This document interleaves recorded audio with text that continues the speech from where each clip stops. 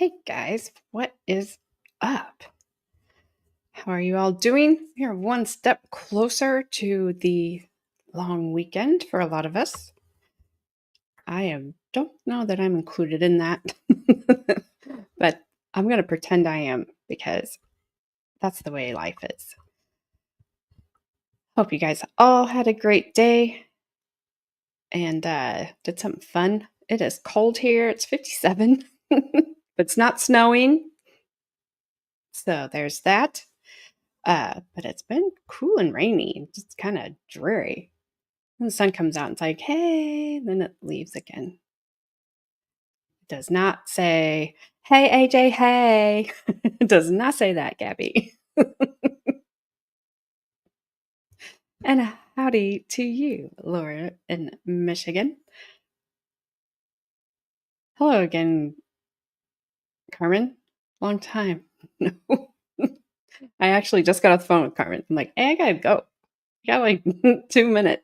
2-minute warning. Showtime. But she sounds better. So hopefully she is doing better. And maybe her and Gabby can stream on Saturday.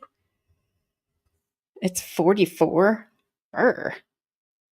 I thought ours was a little chilly today, but I will take 57 over 44. That's okay.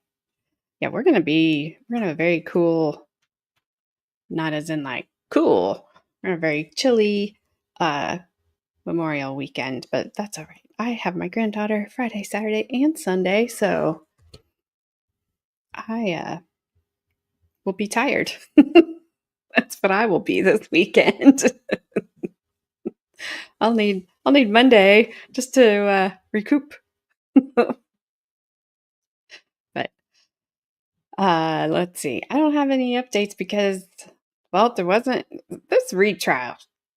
Does Judge Canoni just not like to work? I mean,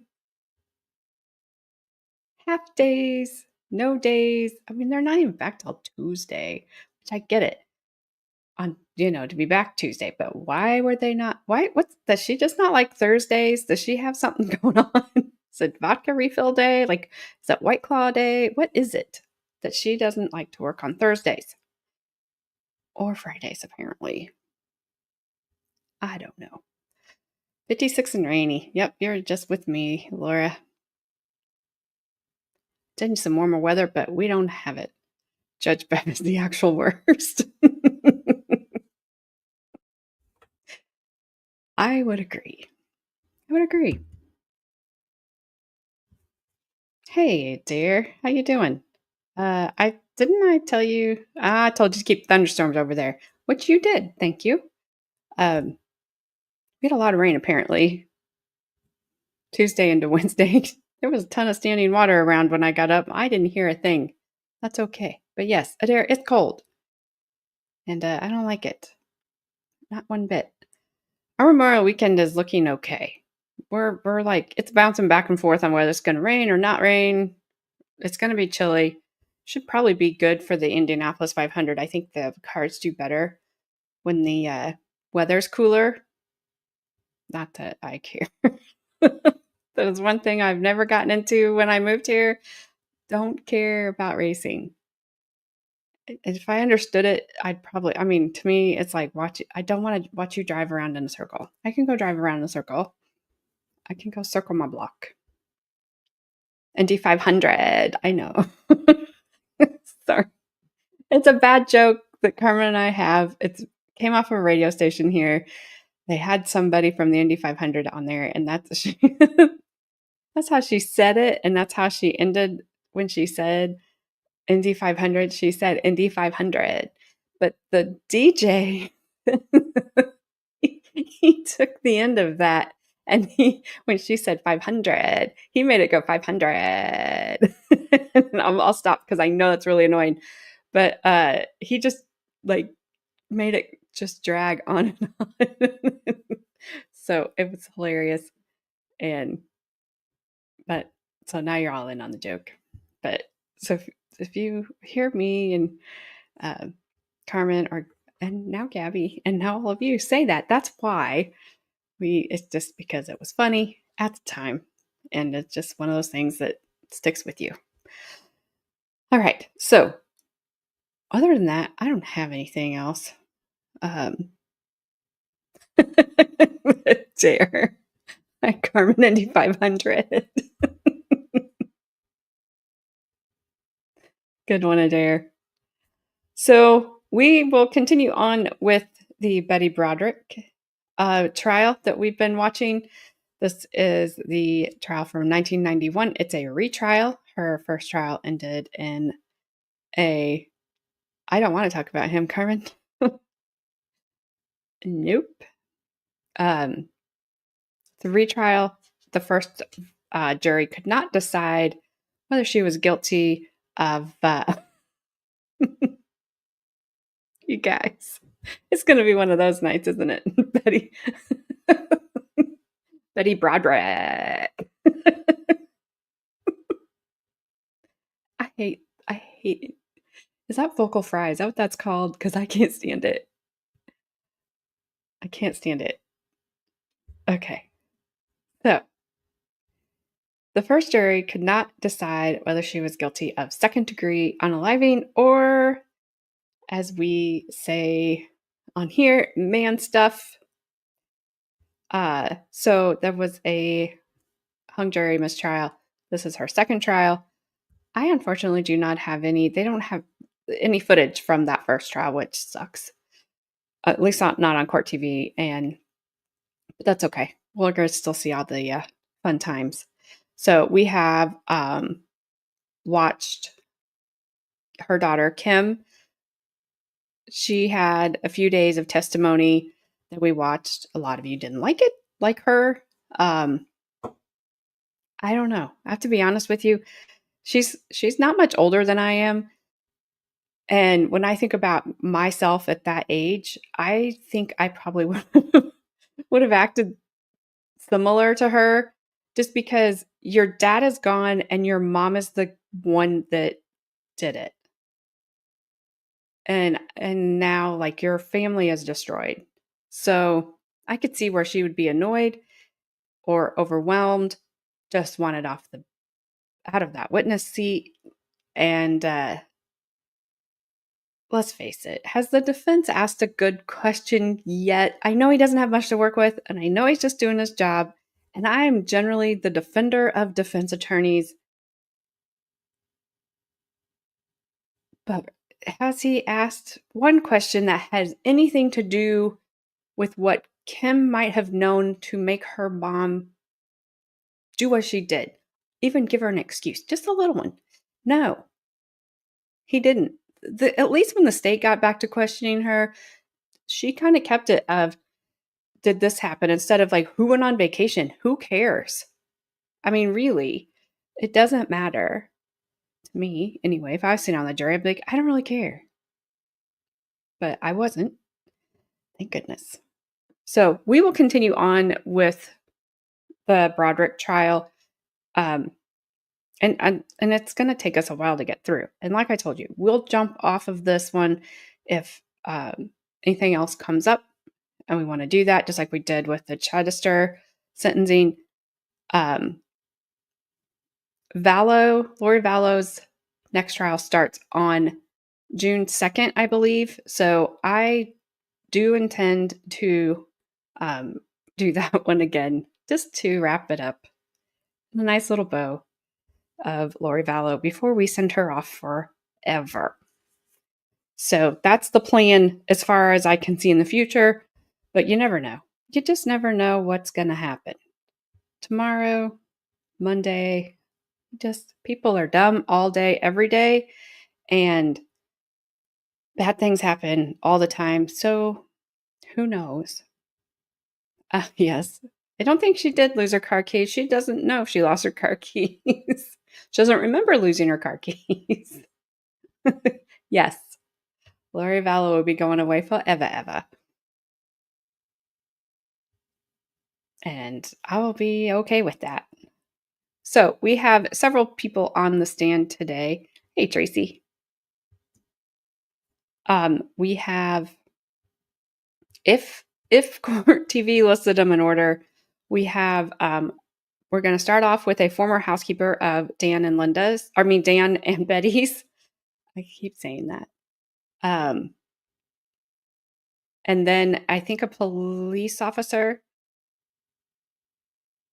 a friend of Betty and Dan's, a security officer, which I'm assuming maybe was a security officer that maybe worked for Dan. And then we'll wrap it up with housekeeper. So their testimony, I don't know, maybe it'll be more exciting than Kim's was because they don't have anything really personal in it. Like she did, they don't have a parent on trial. The Diddy is a Duddy trial. Well, even if they were, I think it's a federal case, so there's no cameras anyway.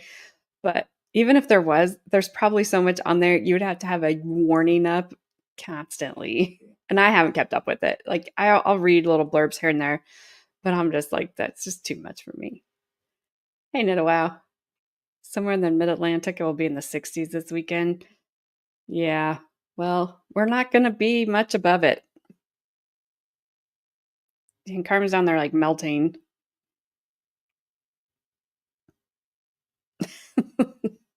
No, Gabby. Now I'm going to be singing that song. Someone got a camera in there earlier and posted some of the evidence photos. Whoops. All right, so I have sound boosted. There's no closed captionings again. Because why would there be? We added on the first few videos, so we're not going to be spoiled all the time. Hello, Ronnie. Hello, everyone. I know that's what that's supposed to say. Hola, señorita bonita. Don't quiz me on anything else. That's it. I'm still learning. All right, you guys are ready to go. Tell me to shut my mouth. That's okay. Good afternoon, Ms. David. Hello. Were you hired by Dan Broderick at some point to essentially manage his house and help with the children? Yes. Do you recall approximately when it was that you were hired by Mr. Broderick? Summer of 1987. And for about how long did you work for him? I believe I worked for him full-time for around 6 months, and then part-time until his death. Can you hear? Maybe speak up just a little bit if you can. All right, I'm sorry. It's okay. Are you a little bit nervous I'm about this? extremely nervous. Okay. Can you describe for us, you indicated that you were first hired on a full-time basis. Can you describe for us what your duties were? I did the grocery shopping. I did the evening cooking, the laundry, kept the house organized and clean, and took care of the children when they came home from school until their father came home in the evening. And were all four of the Broderick children living there with Mr. Broderick at the time that you were working there? Yes. And when you say you worked full-time, what hours were you working? During the summertime, the hours were from 10 to 6, and it was Monday through Friday. And during school, it was noon to 8, Monday through Friday. Did you ever work on weekends occasionally? If Dan were out of town, had business or vacation, and the boys weren't with Mrs. Broderick, then I would come and stay with them. Okay. And you indicated that after you stopped working full-time after a period of time. Mm-hmm. Do you know who it was that took over as Mr. Broderick's housekeeper? It was my mother. Okay. And you continued to work occasionally or periodically for Mr. Broderick to take care of the kids? Yes. About how often would that happen? It happened whenever my mother needed a day off or was ill, whenever Dan was going to be out of town on business or vacation, anything like that, I would substitute. For example, when Dan and Linda went on their honeymoon, did you babysit during that period of time? Yes, I did. And do you recall when the last time was prior to Dan and Linda's death? The last time I stayed was in October. I believe that Dan and Linda had gone to the Notre Dame game back east. So that was a couple of weeks before they were killed. Is that correct? Yes. While you were working for Mr. Broderick and there at the house, I take it that you got to know the kids fairly well. Yes. Did you also get to know the defendant in this case, Elizabeth Broderick? I got to know her. Can you describe, for example, how well you got to know her, how often you talked to her? I don't think of us as friends, but she was very friendly to me, and I was very friendly and polite to her. She called a lot to talk to her kids, and if they weren't there and I answered the phone, we would talk. And whenever she picked up or dropped off the children, we would communicate. You indicated that she was very friendly with you. Was there a change in her treatment of you at all, or was that throughout? For the majority of our relationship, we were very amicable toward each other. When you would have conversations with Mrs. Broderick, did she ever talk to you about her feelings about Dan and Linda? Yes. Can you describe, would that be occasionally, often, all the time? Most of the time. Would those conversations, would they be something that you had generated or something that... No, it was a subject that she would bring up. Okay. And was it a subject that you particularly wanted to talk about? No. If you attempted to not talk about it, was it difficult to change the subject? Yes. How would you describe the nature of her interest in Dan and Linda or in talking about them to you? She had a lot of hate for her former husband, and mostly that's what she would talk about. How much she hated him, things that had gone on between them in the past, things that were going on between them in the present, that type of thing. When you indicate that she had a lot of hate for Mr. Broderick, how did you know that? What would she say? That's what she said. A lot of hatred for him, a lot of name calling, a lot of threats. Okay. Fairly aggressive or violent language.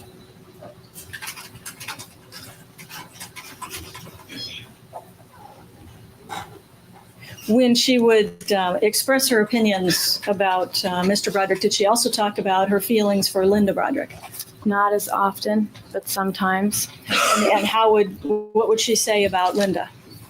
Same thing, how much she hated her, how much she disliked her and resented her. Did she ever use particular words to describe Linda? Yes. Can you tell us what those were? She referred to her regularly as the cunt or the office cunt or the bitch. Okay. And how about Dan? She called Dan bastard, fucker. Those are the two most common, I would say. Now, was it when she talked about Dan and Linda, was it easy to get her onto other subjects? No. Okay. When she would talk about them, was it always as you described, with respect to her hate for them? Did she ever say nice things about them, for example? No, never. And how did it make you feel to be part of these conversations? Sustain. Well, did you ever let Mrs. Broderick know how you felt or whether or not you wanted to engage in talking about Dan and Linda? I didn't want to say anything that would make her more upset or angry. And I also didn't want to say anything that would cause her to be upset or mad at me. I tried to just let the conversation run its course and then end the conversation and hang up. Now, you indicated that in these conversations that she would make threats. Mm-hmm. Can you elaborate a little bit on that? What kind of threats? I'd have to think for a minute. She did refer regularly to the idea of killing Dan. Sometimes I thought it was metaphorically, other times it sounded more literal. Okay. When you say she would refer to the idea of killing Dan, what would she say? She was going to kill him. Okay. So she would make that direct statement. Yes. And was that uncommon or? No, it was common. Okay. When she talked about wanting to kill him, how would you describe her demeanor? How did she seem? Usually it was if she was particularly upset about something that had been going on between them, either in court or involving money or the kids, and she would basically explain the situation in a very animated way and say, you know, I can't take much more of this. I'm just going to kill him. And it would be in that context. Would it be in the context of being angry, or was she depressed, like I can't? No, it was always very, very aggressive, very angry, very upset, very animated. Okay. Oh, did well, strike that. Let me ask you what you indicated. Some of the things that she was appeared to be upset about. What was her? Did she have a major complaint as far as you were concerned? The major complaint was financial, I would say. Money? Yes. And how would she describe her financial situation? She oftentimes told me that she was, you know, financially in trouble or didn't have enough money to make ends meet, and that Dan was living a lavish lifestyle. Did she ever complain about being broke? Yes. Did she ever, just from what you observed, did she appear to be broke or without money or finances? Not that I would know.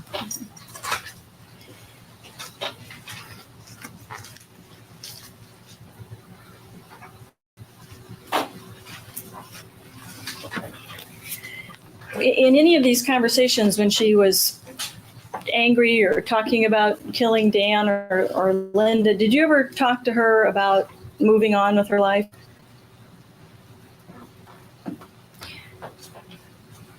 Only one time that I remember. As I said, for the most part, I liked Mrs. Broderick. I did. I thought she was very witty and very intelligent, and she could be very nice.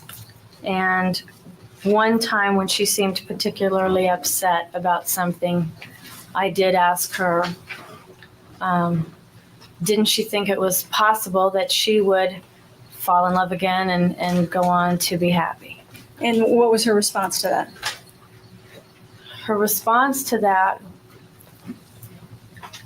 was that she wasn't really in love with Dan, that it was her relationship with him was based on their similar family backgrounds, the fact that he would be successful and be a good provider, and they had very similar goals in their life. She described it more like a partnership. Did she indicate whether or not she had ever been in love with Dan Broderick? She didn't indicate that she had ever been. Okay. Did she indicate she never had been? Yes. And did she tell you why she had married him? She didn't go into it a lot, but just the things I just said, that she felt he would be successful. They had a lot of similar goals. Their families were the same. And they had, that was basically it. Did she ever talk about how she had helped make him what he was? No objection. Sustained. Did she ever talk about anything with respect to her contribution to him as a success? Yes. What would She she said say? that she had basically taught Dan how to dress in a more professional way and had decorated his office and had joined the appropriate ladies' clubs and helped him become the person that he was at the present time. How did she talk about that? I mean, you're talking about it kind of calmly. Did she talk about it bitterly? No, she was very bitter about it. Okay.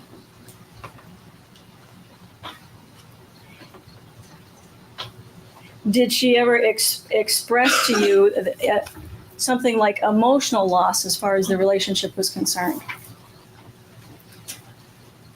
She never talked about like being lonely or missing Dan as a partner or a companion. It was always in terms of losing the lifestyle or the money or the events that Dan had attended and the prestige that he had gained as an attorney. It was a material loss, always.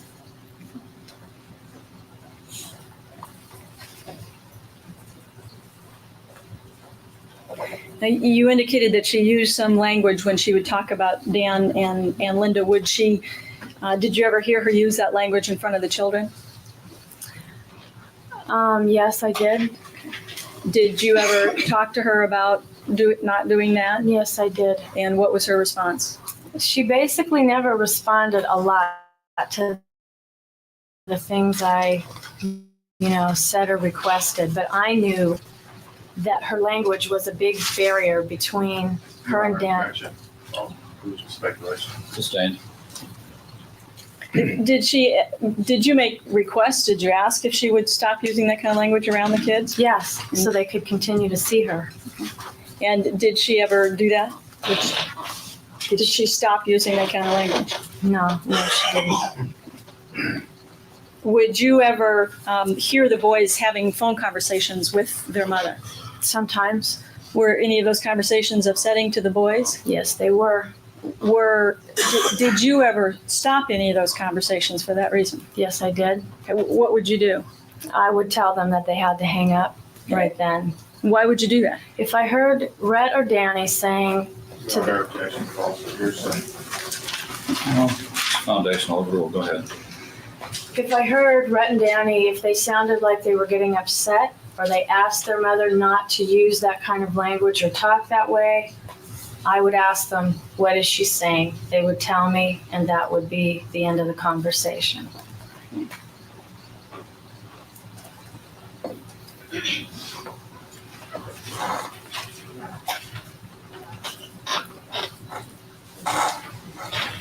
Do you recall ever overhearing a specific conversation between Rhett and his mother in relation to Thanksgiving? Yes. Can you describe what Elizabeth Broderick was saying to Rhett about Thanksgiving? Rhett was on one phone in the house. I was on another. I picked up the phone to make a call. I didn't realize he was speaking to her. They were talking about Thanksgiving. And the boys, or all the children maybe, were going to be spending Thanksgiving with Mr. Broderick that year. And Mrs. Broderick was instructing Rhett to spit out the food and to gag on it and choke and say that it was disgusting and awful and he didn't want to eat it. She was directing him to do that in relation to Thanksgiving dinner? Yes. And was that in relation to Linda at all, that Linda was cooking? Linda was cooking dinner at the house that year. And what was Rhett's response to that? At first he was very resistant and upset, and he was afraid, obviously, that he would get in trouble. But as the conversation continued on a bit, he sort of halfway agreed that he would do it.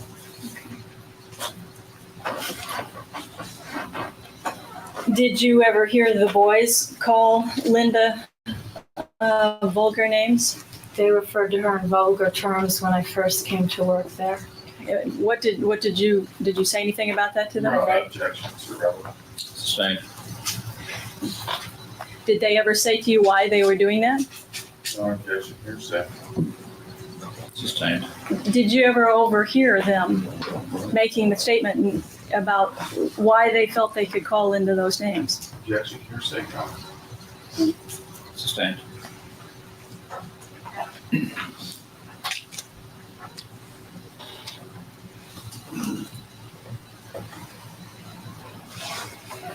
Did you ever hear the defendant encouraging the boys to run away?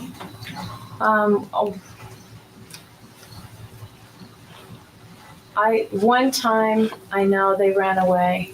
I didn't hear her encourage them to do that. I was told she encouraged them to do that. Objection, hearsay. Sustain. Next is stricken. Was there an incident where she came to the house and dropped off Rhett and Danny wasn't there and Rhett Yes. was upset? Rhett was very upset. Can you describe what happened? Rhett was very upset. Danny was not being dropped off as he should have been. I asked him why he was crying, why he was upset. Your Honor, objection, hearsay. I would offer this as a spontaneous declaration, Your Honor. Overruled. Go ahead. Rhett said that their mother had told them to run away so she didn't have to return them home, and Danny did it, and Rhett was afraid to do it. So he was brought back, and Danny was missing. At this time, was Rhett crying? Yes. And did you hear anything that his mother was saying to him as she dropped him off? She was yelling at him from the car window. I did hear her say, she said, I honestly don't remember exactly what she said. I caught the word bastard, and I believed that she was referring to Dan, but she wasn't. She was referring to Rhett. Your Honor, objection. Motion to strike. False speculation. What makes you believe? Sustained. Answer stricken. What makes you believe she was referring to Rhett? Rhett told me she was referring to Your Honor, objection, hearsay. Sustained. May we be heard at sidebar about this? No, you're winning the objection. Nothing to be heard on. Your Honor, the district attorney is trying to get material that she knows she can't get in front of the jury. I disagree with that, Your Honor. Just go ahead. Ask another question.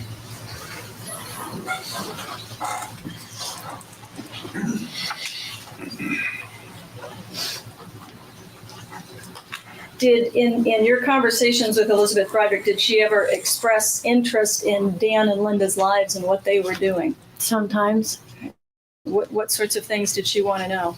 She wanted to know where they were going, what they were doing, you know, if they were, what restaurants they would be going to, things like that. And would she ask you these questions? Sometimes. Did you feel comfortable giving that information? No, I didn't. Was there a period of time you recall where she seemed to get even more inquisitive about what was going on with them? After they got married, she seemed to be a little more inquisitive when I was there. About the things that they were doing? Just events that were going on in their life, what they did, where they went, you know, things like that. Were the conversations that you had with her when she was expressing her hate or expressing her desire to kill someone? I mean, were these conversations that you have with a lot of other people, or were they unique? They were unique. Okay. Have you ever had an experience with someone else like this? Your Honor, objection, irrelevant. Overruled. You can answer that just yes or no. No.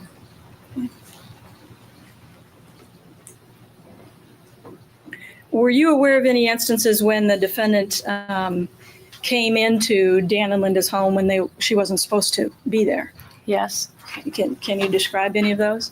One event in particular was Dan and Linda had left to go on their honeymoon, and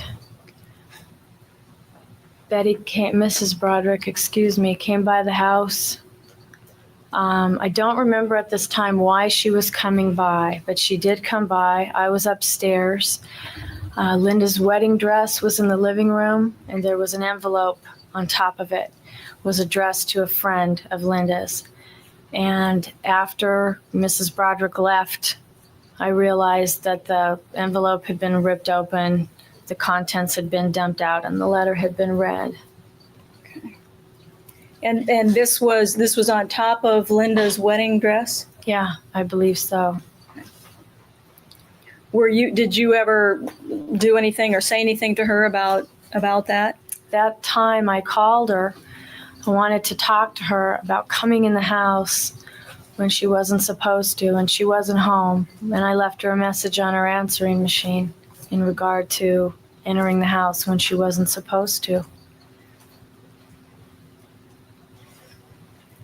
Was there a time before the wedding where you were aware of where the wedding list was in the house? Yes. Okay. Can you describe, was this a wedding list that Dan and Linda had put together for their guests? Yes, it was. And where was it in the house? On Dan. Objection, this is hearsay and speculation.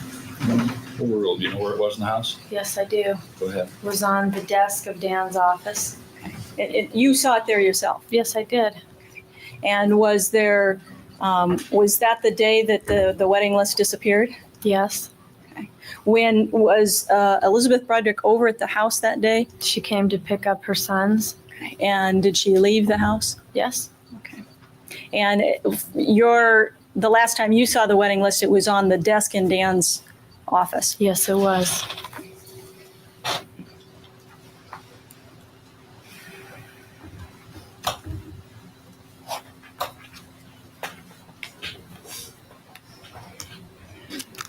Were there times that you were aware of when the defendant would not follow through with her plans with the boys? Yes. Can you describe that?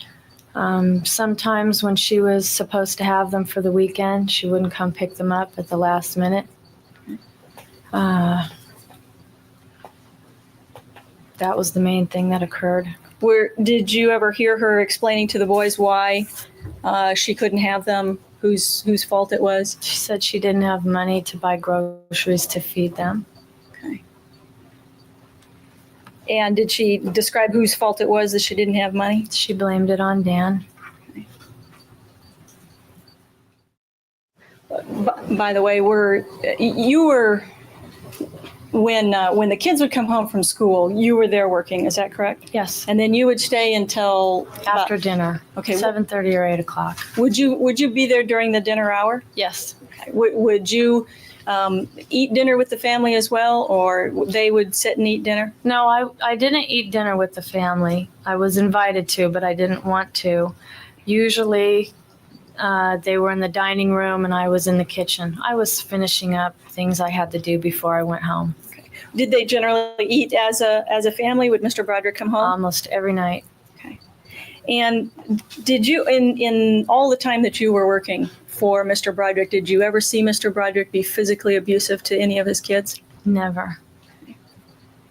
Did any of his children ever appear to be afraid of Mr. Broderick from what you observed? No, not at all.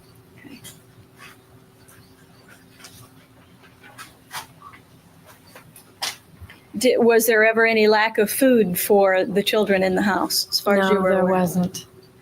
Was that part of your responsibility? Yes, it was. Did you ever see Mr. Broderick discipline any of the kids if they got into trouble? Yes. And what was his method of discipline? Verbal.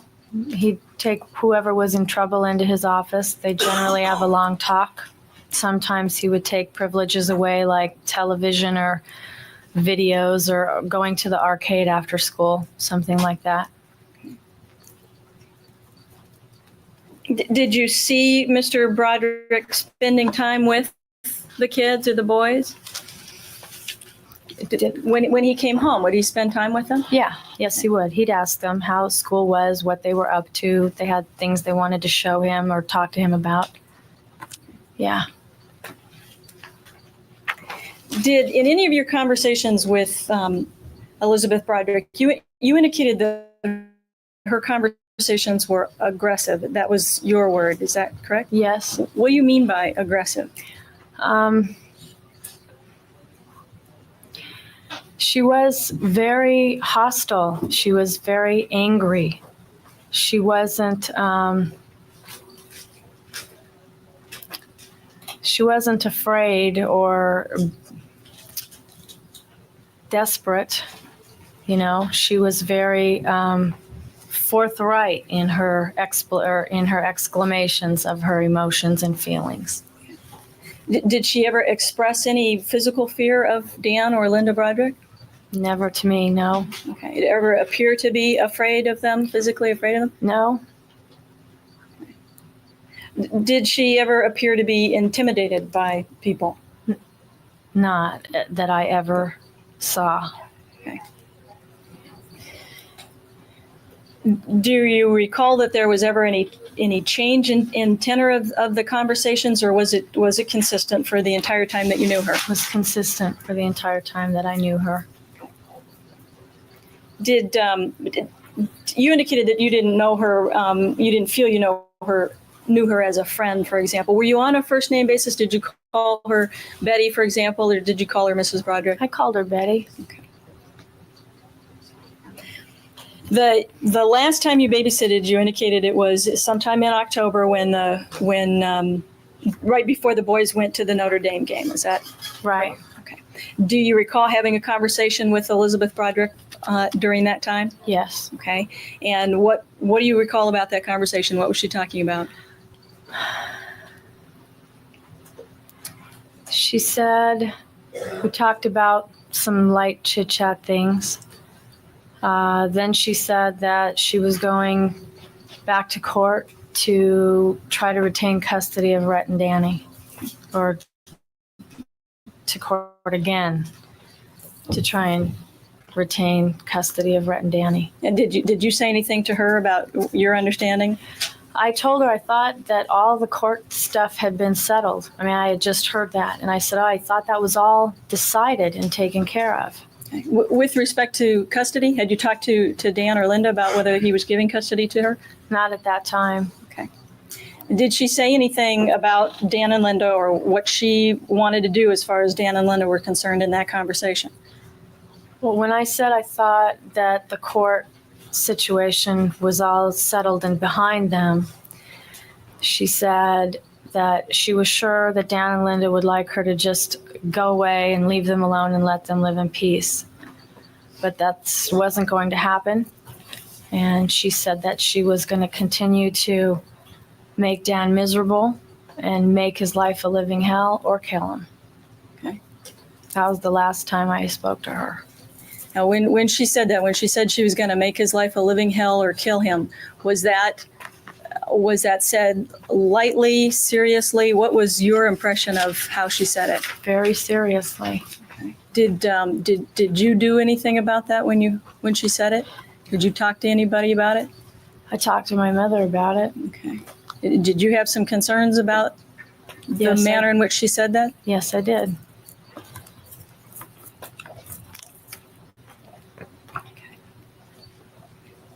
I have no further questions. Vice Chairman?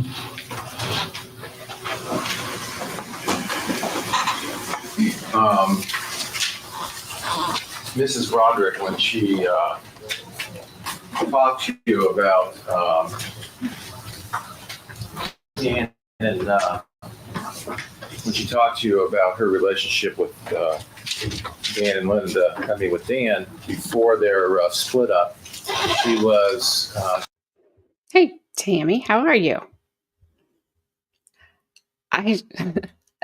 This defense attorney is not great. And he did try to get a couple hearsay objections in that weren't good, in my opinion, because she knew exactly what she was talking about. But other than that, I don't know. He does not ask great questions. That's just my opinion. But thank you for joining us. It is good to see you. Okay. You're sharing my opinion. Yeah. I just dread his cross-examinations. I dread them. So let's get it over with, shall we? He shouldn't have much to ask her. He shouldn't. she talked to you about the arrangement they had, or at least what her understanding was. Is that correct? Yes. About being a partnership, working towards things together, complementing each other. Right. Okay. And you didn't know the history of the two of them, did you? I didn't know them when they were together. No. Okay. So you didn't know whether anything had happened to Elizabeth Broderick that would make her feel betrayed by Mr. Broderick or anything else? Can you reword the question? Okay. You didn't know of the history of, for instance, whether Mr. Broderick had done anything that made Elizabeth Broderick feel betrayed, did you? No. You didn't know if there was any reason behind her feeling of having some difficulty accepting love with somebody because of things that had happened to him in the past, did you? That's a long question, Mr. Early. Well, have you ever had a friend before who while they were in love with somebody? I'm going to object to a question like that. Well, you gave some answers about the way Elizabeth Broderick appeared to feel towards Mr. Broderick, that it was money only. Objection, Your Honor. She testified as to what the defendant said. Sustained. Did the defendant tell you that Mr. Broderick had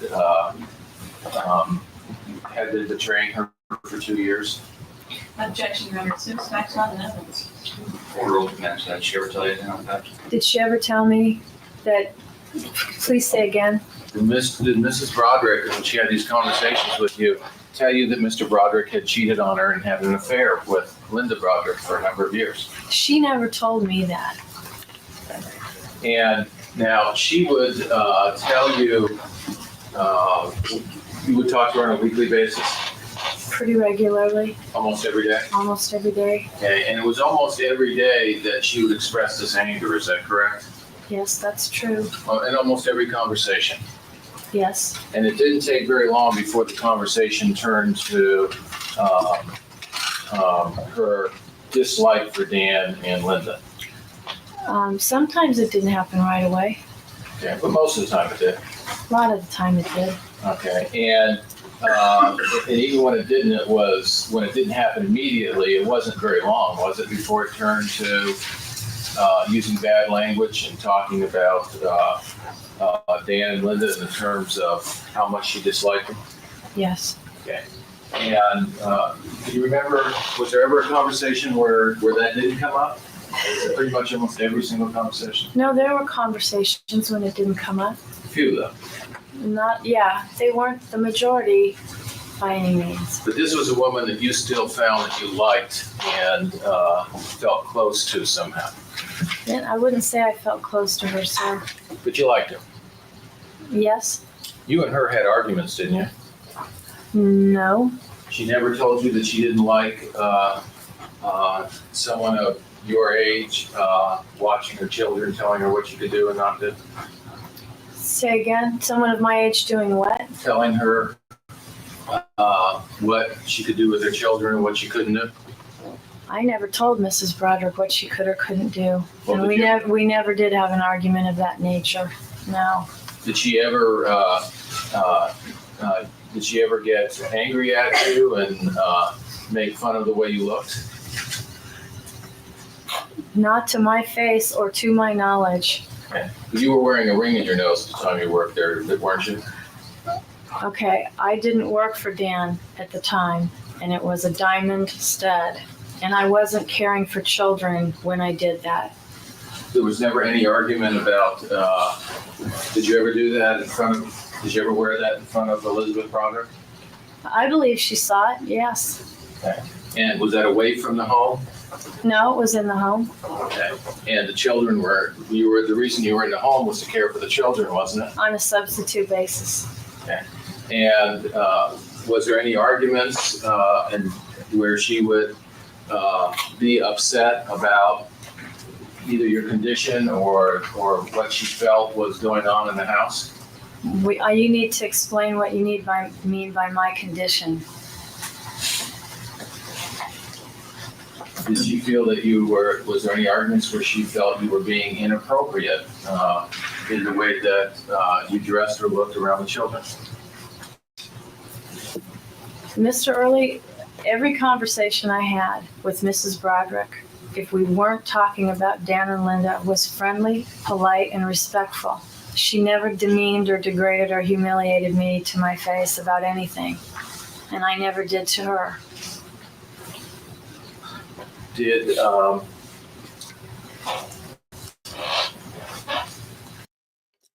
Good for her. Because as nervous as I know she said she was when she got up on the stand, which I understand, she seems very calm and collected, and she's answering everything, but good for her. You ask questions like that, that's what you get. Hello, Puddletown. Ah.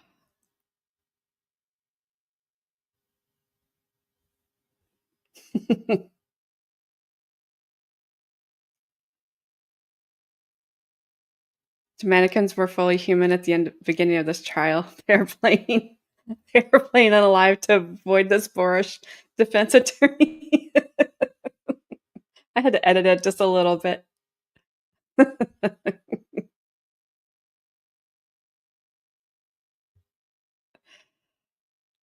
I don't know. He is. He is. And this is why I think This is why I think Kim had the reaction that she had to him, because he asked her the worst questions. And I think she had just had it. I think she was done. And she was young. She probably wouldn't react that way now. This woman just had the perfect reaction. That's it. Do you know? And I figured Mr. Early was going to say, Your Honor, strike, she's being non-responsive or whatever. She was being very responsive.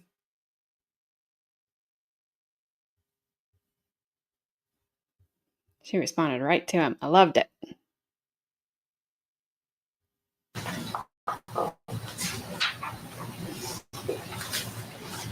you remember testifying at the last trial that there was a time that you accused her of trying to get you fired?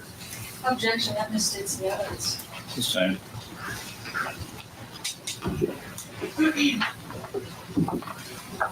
Was there any time that you got angry at Elizabeth Broderick and accused her of trying to get you fired? That's a two-part question. Can I answer two-part? Oh, okay. Was there any time you got angry at... Was there any time that you got angry at Elizabeth Broderick in regards to trying to get you fired? I can't answer it that way. Can I answer it in two parts? Was there any time where she tried to get you fired? No.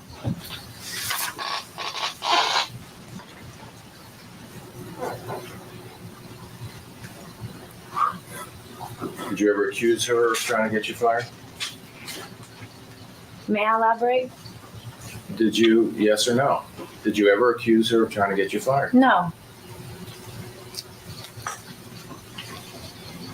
I'll refer to the trial transcript, page 446, Your Honor. I believe this is October, this may be October 25th.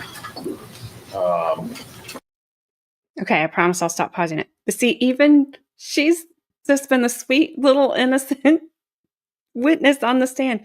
She's getting an attitude with this guy too. So, you see, it wasn't just Kim. I bet we see it a lot. Page 446, line 28 through 2 of the next page, 447. She'll throw a ridge herself.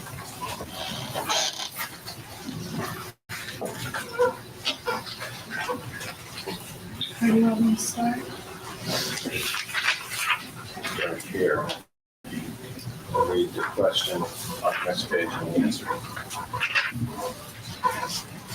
You're not going to object to any attempted impeachment. This was a the same compound question that was asked previously that the witness had trouble with. If she had trouble with it, the district attorney can go over that. I asked the question, she answered. Oh, okay. You're way down here. Over. About animosity and journals. Did you read that question?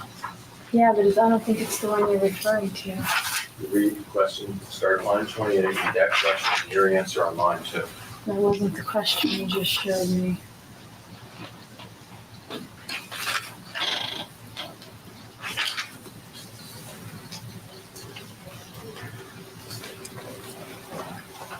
Do you have an opportunity to read that? Yes, I did.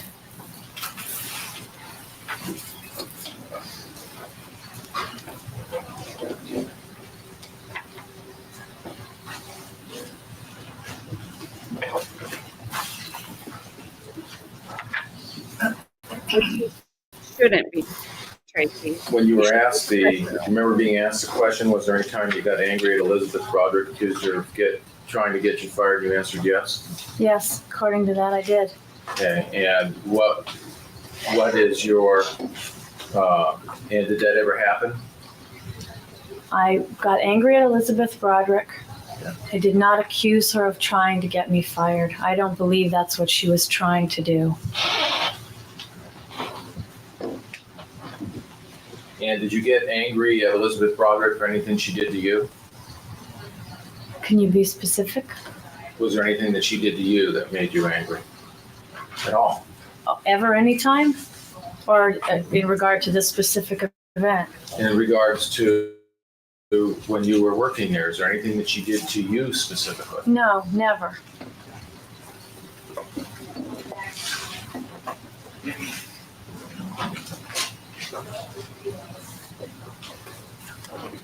Now, you started there in 1987, Yes. and do you remember when you started? Summertime of 1987. And do you remember the month at all? No, sir, I don't. Do you remember the boys being out of town? Yes, they were in Colorado.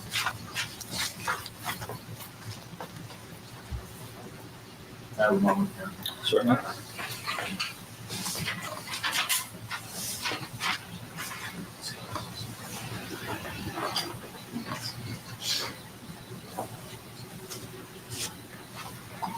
So you would have started working there before they went to Colorado? No, when I started, they were there. So Yeah, summertime. And it was after they got back from Colorado? No, I was hired and started taking care of the house while they were gone. Okay, so it was while they were gone that you were working there. Yes. And you remember, did you work there for about how long?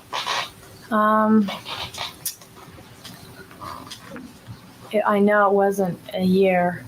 It was till the holiday season, right before the holiday season of that same year. Well, if you remember testifying that it was for about a year. I said it was approximately a year, and at the time, that's what I thought. I'm mistaken. It wasn't a year. Yeah. So your testimony now is that it was about 6 months. 6 to 8. And during the, you had an interview with the district attorney's office, is that correct? Yes. Okay. And did you have an opportunity to read your interview with the district attorney's office? Before this case? Yes. Reread my testimony? Well, did you have an opportunity to reread your interview? Oh, my, deposition. Yes. Okay. And when you first talked to the district attorney, you didn't bring up the incident in October where she said she'll see him dead first, did you? That she was going to make him miserable or kill him? That? I don't recall. Do you remember a supplemental interview with the district attorney? I know we talked more than once. Okay.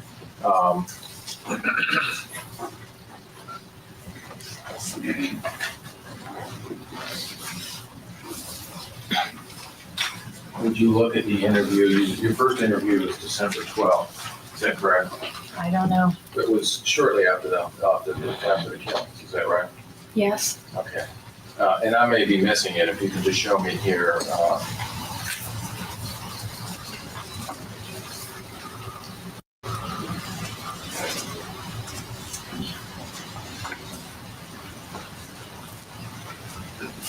If you could review that and see if if it was in that interview. I thought she testified she didn't say that. I wasn't sure if she said she didn't say it or didn't know. I'll ask her again. Do you know whether it was in that first interview that you mentioned that? I don't recall. I really don't remember.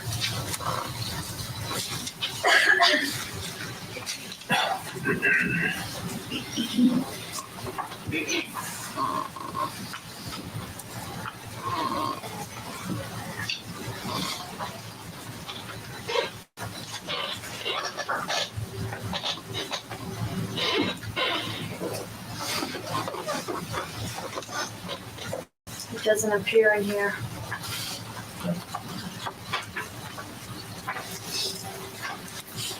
You remember reading a subsequent interview where that was mentioned? Sometime in June. Sometime in June. You could.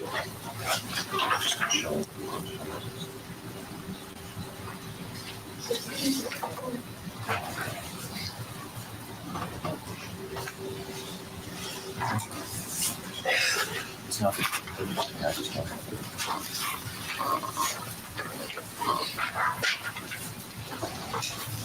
you could review this report. Okay.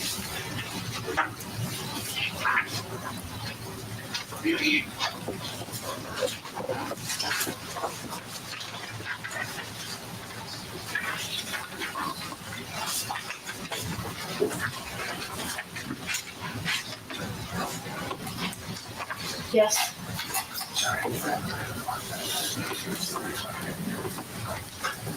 Was that the interview where that was mentioned? Yes, it is. Does that refresh your memory? Yes, it does. Is there a date on there, Charlie? Yes, June 5th, Your Honor, 90? of 1990, yes. Thank you.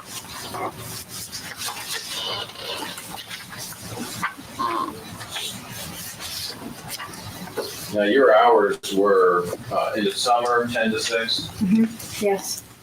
and it was pretty much the household up when by the time you got there? Everybody up and moving around? Yes. Okay, so you don't know what went on before then, do you? No. Okay.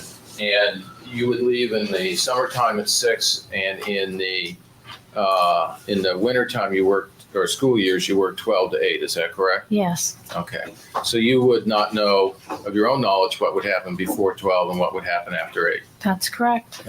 And unless for some reason you were asked to come in special because Mr. Broderick would be away for the weekends, you weren't there on the weekends. Right. No, I wasn't.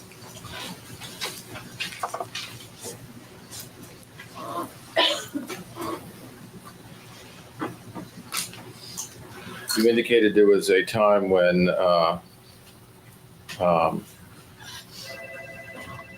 when you worked, was there a time where any of the boys got in an automobile accident? When Rhett got hit by the car? Yes. Is that what you're talking about? Yes. Okay. But what's the question? Okay, did you work there when Red got hit by a car? I was filling in at that time. And was there any, do you know whether Mrs. Broderick was contacted that day? When Rhett got hit by the car, he was taken directly to the hospital, and police came to the house to pick me up and take me there. And they informed me that Rhett was fine and that he was calling his mother from the hospital.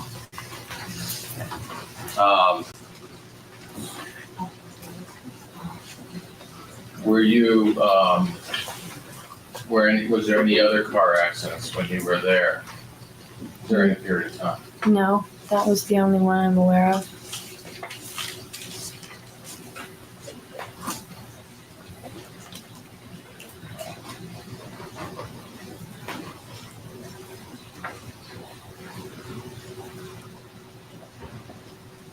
You indicated there was a time that Elizabeth Broderick backed out of a visit. Do you remember that? Well, was there a time when there was a visit where she just didn't come pick the boys up? Yes. I believe she had spoken to them about the fact that she wasn't coming. And was there a,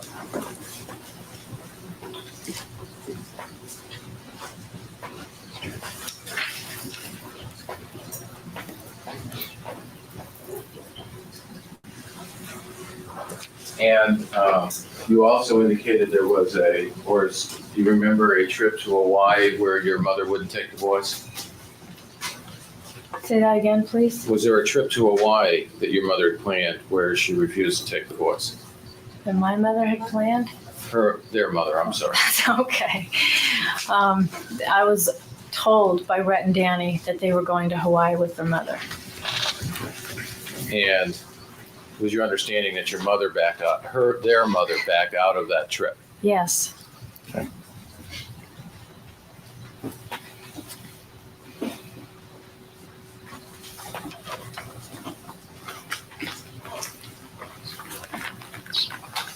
I have no further questions. Redirect? Just briefly, Ms. David, when you were originally interviewed by an investigator from the DA's office, you told the investigator that Elizabeth Broderick had said on several occasions that she wanted to murder Dan, right? Yes. That was, you made the general statement that she had said that on more than one occasion. More than one occasion. And then in a follow-up interview, you were asked if you remembered any specifics of anything that she had said regarding wanting to murder Dan. Is that correct? Yes. And in that follow-up interview, you indicated that there was one particular conversation that really stood out in your mind, Your right? Honor, objection is leave. Sustained. Was there one particular conversation in which she had talked about murdering Dan that really stood out in your mind? The one I indicated. And that was the one a couple of weeks before he was in fact killed, right? Yes. And you indicated that Elizabeth Broderick, when she did have conversations with you, she could talk rationally about things. Is that correct? Absolutely. It wasn't as though she was crazy, wild, out of control, didn't know what she was doing. No. When she talked about Dan and Linda, she was simply angry. Is that right? Very, very angry, yes. But there wasn't anything about those conversations that didn't make any sense to you, was there? No. Objection. Overruled. Master stands. Counsel asked you about something to do with whether or not you ever accused Elizabeth Broderick of trying to get you fired. Why don't you just explain to us what happened? When I realized that Betty had opened that envelope and gone into those personal things, there was a restraining order that prevented Betty from coming on the property or into the house. And I was aware of that, but many times she would come in to pick up or drop the boys off, and it was perfectly peaceful. But when Dan found out about it, he would get really upset, and he would get really upset with me. So when I called to talk to her and I was angry, it was to explain to her that she was jeopardizing my position, not to accuse her of intentionally trying to get me fired. You felt jeopardizing your position by violating the restraining order when you were there coming in. Yes. And you're referring to the time when she came in and ripped open the envelope that was on top of Linda's Wedding dress.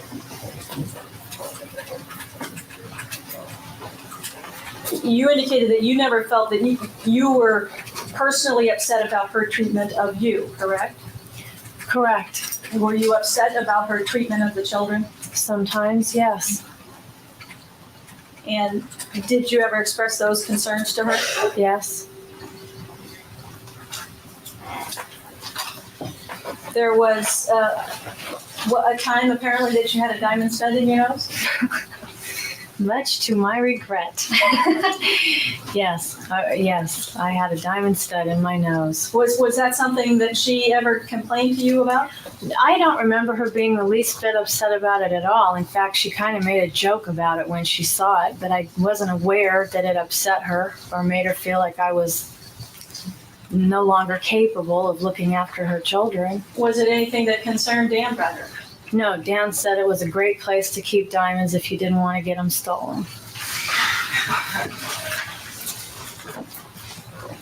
And the incident when Rhett was hit by a car, I take it that was an accident, right?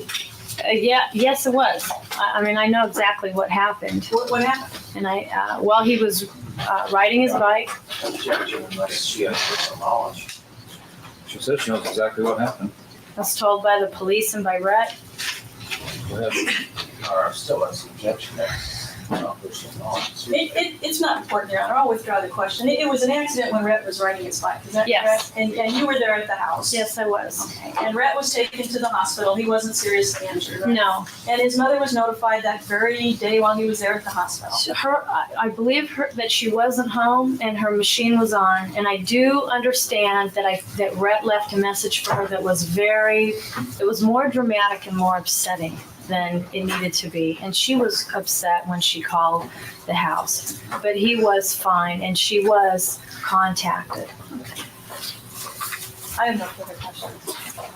For the cross. You remember that that there were some, that when when their mother tried to call the house, Yes. the answering machine was on? There was some problems her getting through At that specific at that time? specific time. I believe the answering machine was on because nobody was home. And the answering machine stayed on. And after, he wasn't in the hospital very long, was he? He was in the hospital, I recall, probably an hour, start to finish. Time of the day that this happened?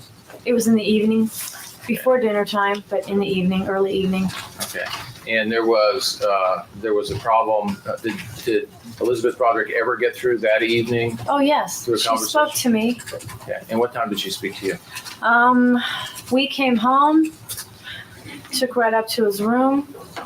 I think we were home about 15 or 20 minutes. The phone rang. The answering machine picked up because I forgot it was on, but I grabbed it and turned it off. And I spoke to Mrs. Broderick right then. And you knew there was a restraining order in 1987, is that correct? Yes, And Mrs. Broderick was not supposed to come into Dan's house? yes, Was she doing that in 1987? yes, Was she jeopardizing your job in 1987? yes. Did you talk to her about it in 1987? She was, no,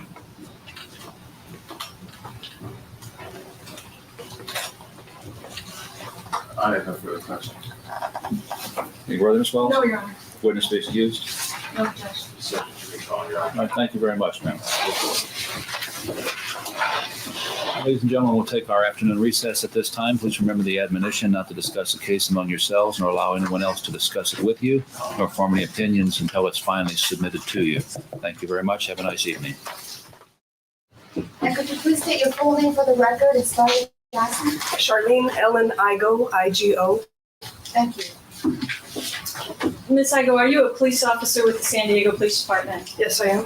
How long have you been a police officer? 7 years. And do you work in any particular capacity at this time? Currently, I'm assigned to property crimes, burglary investigation, the Western Division. Are you a detective? I am now, yes. Directing your attention to November of 1986, what were you doing at that time? I was assigned to uniform patrol in the North Park area of San Diego. And when you say uniform patrol, that means driving around in an actual police car. Yes, a marked patrol unit in uniform. And were you working by yourself or with a partner at the time? I was working with a partner. On November the 1st, 1986, do you recall responding to the home of Mr. Daniel Broderick at 1041 Cypress? Yes, I do. What was the nature of the call, or why did you go there? It was a disturbance call.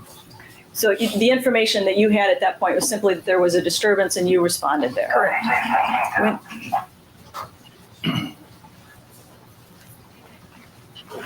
When you arrived at Mr. Broderick's house, did you determine what the nature of the disturbance was? Yes, it was a violation of a restraining order. And at the time, did you verify that there was in fact a restraining order? Yes. Did Mr. Broderick show you the restraining order? Yes, and a copy of the proof of service that it had been served. And, excuse me, was the restraining order one that restrained the defendant, Elizabeth Broderick, from being on the property? From being within 100 yards of the property, yes. Was Elizabeth Broderick there Yes, when you arrived? yes. And do you see Elizabeth Broderick in the courtroom today? Yes, she's seated at the defendant's table in a beige suit, looks like. May I have the record reflect, Your Honor, she's identified the defendant. Record may so indicate. Did you have contact with Mrs. Broderick that day? Yes, she contacted me first. And did you ask her whether or not she was aware of the restraining order? Yes, I did. What did she say? She said she was aware of it and she had been served with the paper. She was aware of being on the property was a violation of the restraining order? Yes, and I explained that to her again. And what happened then? What did you do? At that point, she has the option of being released on a citation. What's up, Zach? Stranger, where you been? You been a drifter, born to walk alone, listening to some Whitesnake?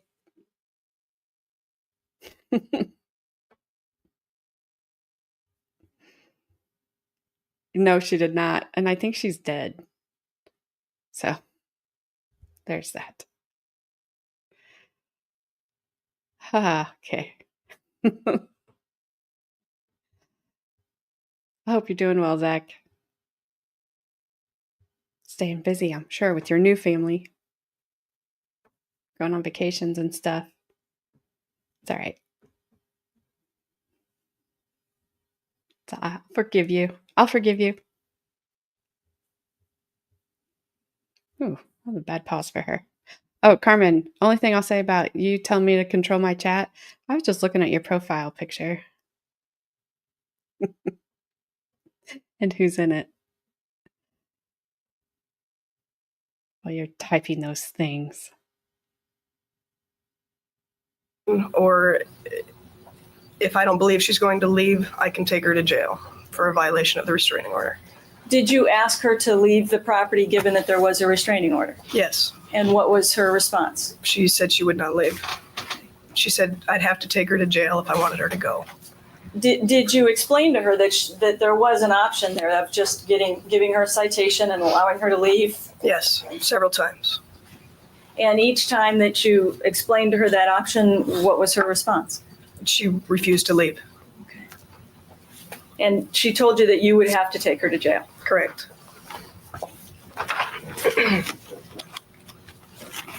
Did you ultimately arrest her and take her to jail? I did.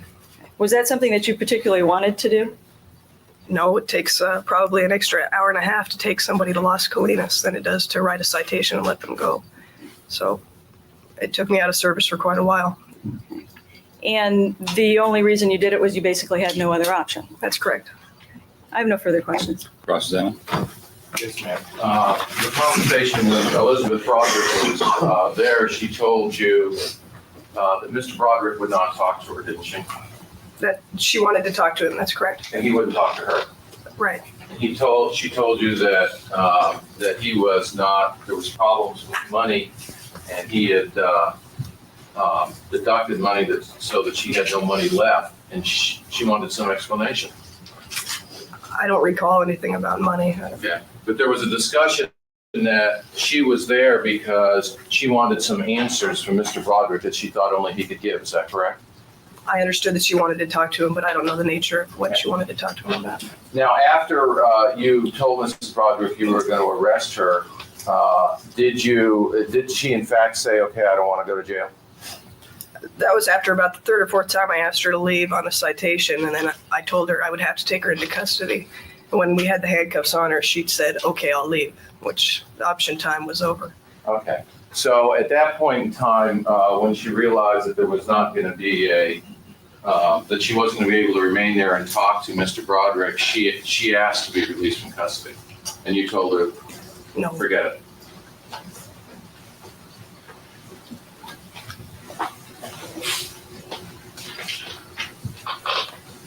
I have no further questions. Pretty direct. Did you know that she was represented by an attorney at that time? No. So you didn't talk about whether she had other options as far as talking to Mr. Broderick at the time? No. I have no further questions. Recross. No, no. Witness excuse. No objection. No. Thank you very much, ma'am. Here you go. People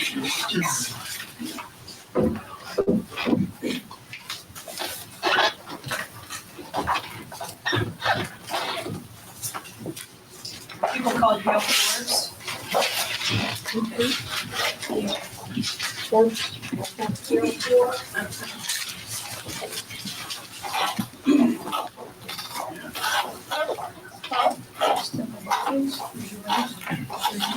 You do solemnly swear the testimony about to give, and not enough pending for this court shall be the truth, the whole truth, and nothing but the truth, so help you God. I do. Matt, could you please have a seat in the witness stand?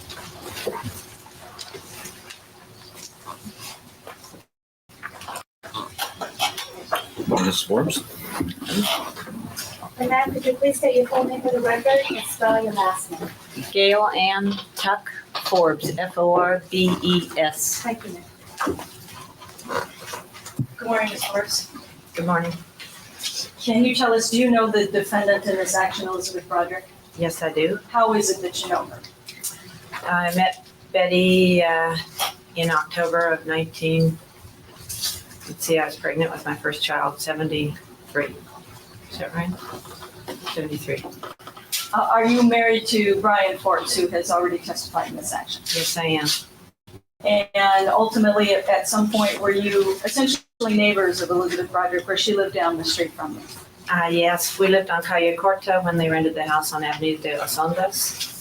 And we lived on Calle del Oro, which is a corner house, when Betty lived on Calle del Cielo, which was at the end of the cul-de-sac of the corner. And that's in the La Jolla Shores area of La Jolla. Both of the houses are, yes. Directing your attention to February 1st of 1986, the night of the Blackstone Ball. Do you remember that night? Did you say February or November? I'm sorry, November. November 1st of 1986 is Blackstone Ball. Yes. Yes, I do remember. Can you just describe briefly for us what the Blackstone Ball is? The Blackstone Ball at that time was a social event given by the San Diego Bar Auxiliary, the women's organization. And it was given largely for the purposes of entertaining lawyers and their spouses. It's a social event. It was, it no longer is. It's now a fundraiser. And is it a formal event for people? Yes, that it's dress black up? tie. And was that something that you knew that Elizabeth Broderick was aware of, the Blackstone Ball? Yes, we worked on it one year as committee members together. Do you recall any time that afternoon or evening receiving a phone call from Elizabeth Broderick from jail? I assume she was in jail. Procedures are, but the phone call I got was that she had been arrested and that she was at jail, and that she was calling me to tell me that. Okay. Did you actually talk to her? Yes. On the phone? And did she tell you that she was in jail? I believe that's what she said. What did she tell? Did she ask you to do something? She asked if I would call the newspapers and tell them that she was in jail while her husband was being celebrated at the Blackstone Ball. Who did she want you to call? Anybody in particular? She mentioned Burl Stiff, society columnist for the San Diego Union. And that's who she wanted you to call to tell this. Yes, And how did she sound when she was telling you about this? she was very excited. She was exultant. She was, this was going to work for her, even though she was in jail. Did you ever have another conversation with Elizabeth Broderick about an incident where she was describing driving Dan Broderick off the road? Yes, I did. Can you tell us what she said about that incident? Betty described to me an incident where she was in a rental car that would not have been recognizable by Dan or by his family members, her children, for instance. And I don't know where they were going or why, but Dan was in one car with the two boys and Betty was in the rental car. And they ended up, Betty ended up chasing Dan and I believe driving close to him or in some way trying to almost run him off the road in a way. That's the way it sounded to me, the way it was described. And this was being described to you by Elizabeth Broderick. Betty was telling me. And how was she talking about it? And how was she describing it? Was she proud of what she had done, ashamed of what she had done? When Betty talked to me about it, she said she was glad she had frightened him. She was gloating about it almost. Gloating about frightening Dan? Yes. Did she say anything about whether or not any of the children were in the car? My understanding was that both Danny and Rhett were in the car and that they were crying. They were very frightened by what had happened.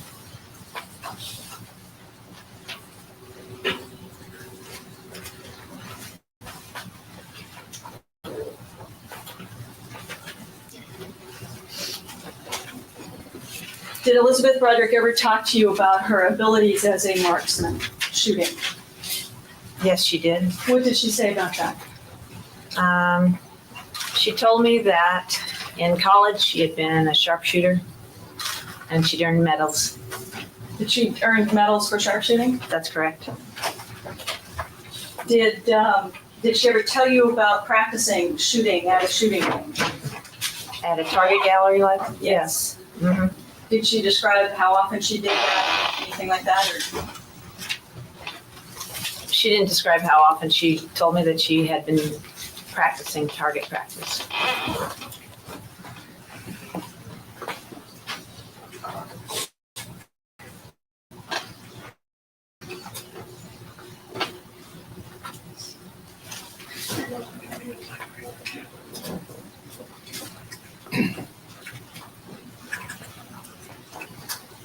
Did you ever have a specific conversation with Elizabeth Broderick where you were encouraging her to get custody of her children, get an attorney to get custody? Yes, I did. What was it that you said to her, and how did she respond?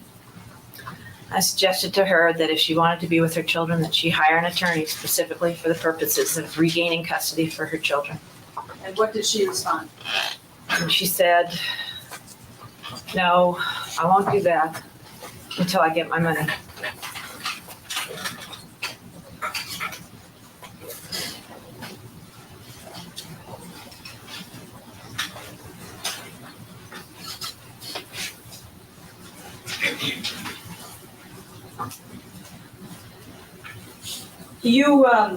Were you aware of when Dan and Linda Broderick were married in April of 1989? I attended their wedding.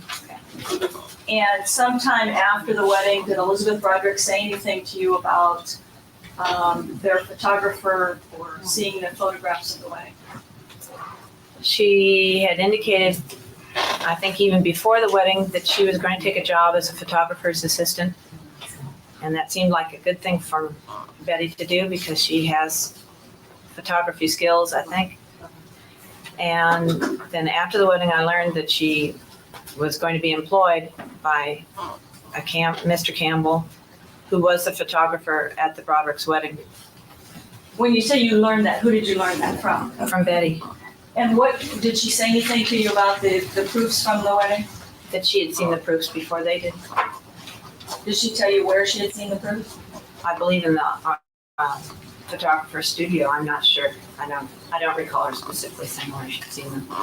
And how was she describing that? I mean, again, what was her attitude and demeanor? She had an intense curiosity about the details of the wedding. And I suppose that seeing the photographs satisfied a lot of that curiosity. And do you know for sure? You're just indicating to us what she told you that she had done. Is that correct? I mean, you don't have an independent knowledge of whether she actually saw the photographs. no, I don't. This is just she described for you that she had seen them before they even got to see them. That's correct.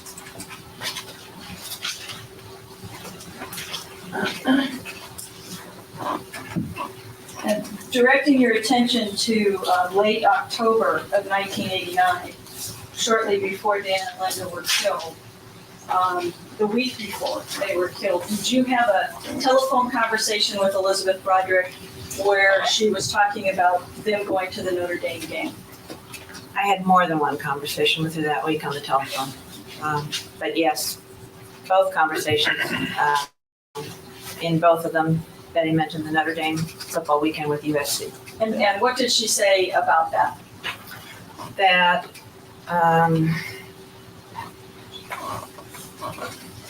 she had been, that Linda and Dan went back there with the children, that friends and families that were Betty's friends and families were there, family members were there, and that Linda was basically living her life, that she's the one who should have been there, and that was her tradition, that those were things that were rightfully hers. Did she mention anything at all about the fact that Dan and Linda had gone to that Notre Dame game before in years past?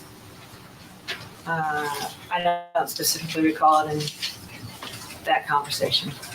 How would you describe how she was talking about this? Was she angry?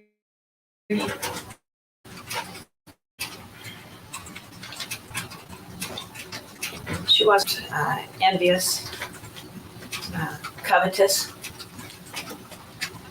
That's how she was describing it. Have you described it as jealous before? Jealous was, yeah. Is that what you mean by covetous? Yes. And then the Friday before Dan and Linda were killed, did you also have a conversation with Elizabeth Broderick?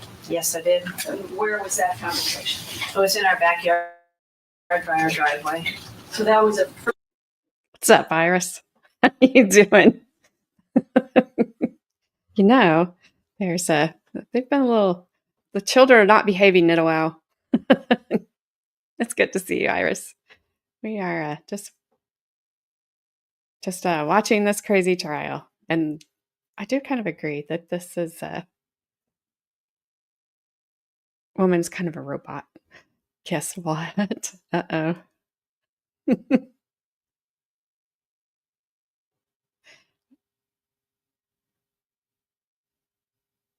Oh, Ronnie, these witnesses will be more than happy to spill the tea about Betty, I have a feeling. I have a feeling they are just fine. Just putting all of Betty's dirty laundry out there because theirs doesn't get there.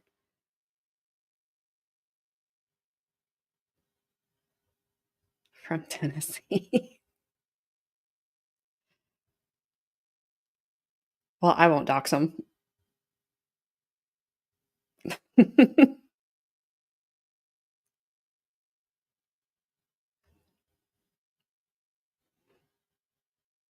Oh, we don't have the tea.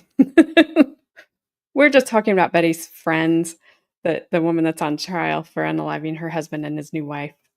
Her friends are they're spilling the tea on Betty. I don't have any tea to spill. Not today.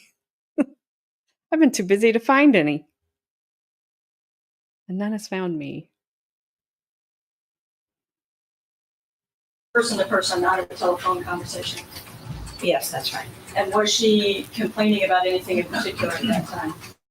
She was upset and angry. She had just come from her accountant, Betty told me, and the accountant had indicated to her that when all of her real estate transactions were complete, when all of her income tax and penalties were paid, and when she'd made whatever adjustments in her income were going to be necessary, she'd have about $60,000 or $80,000 left to live on for the rest of her life.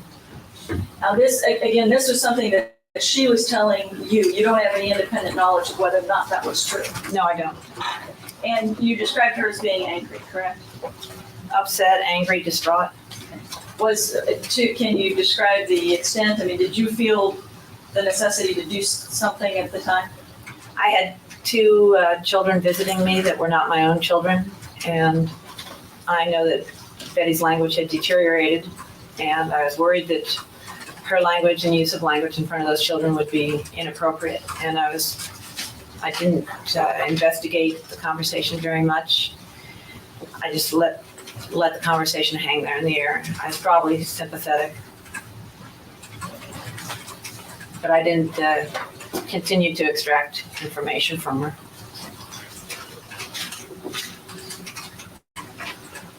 I have no further questions.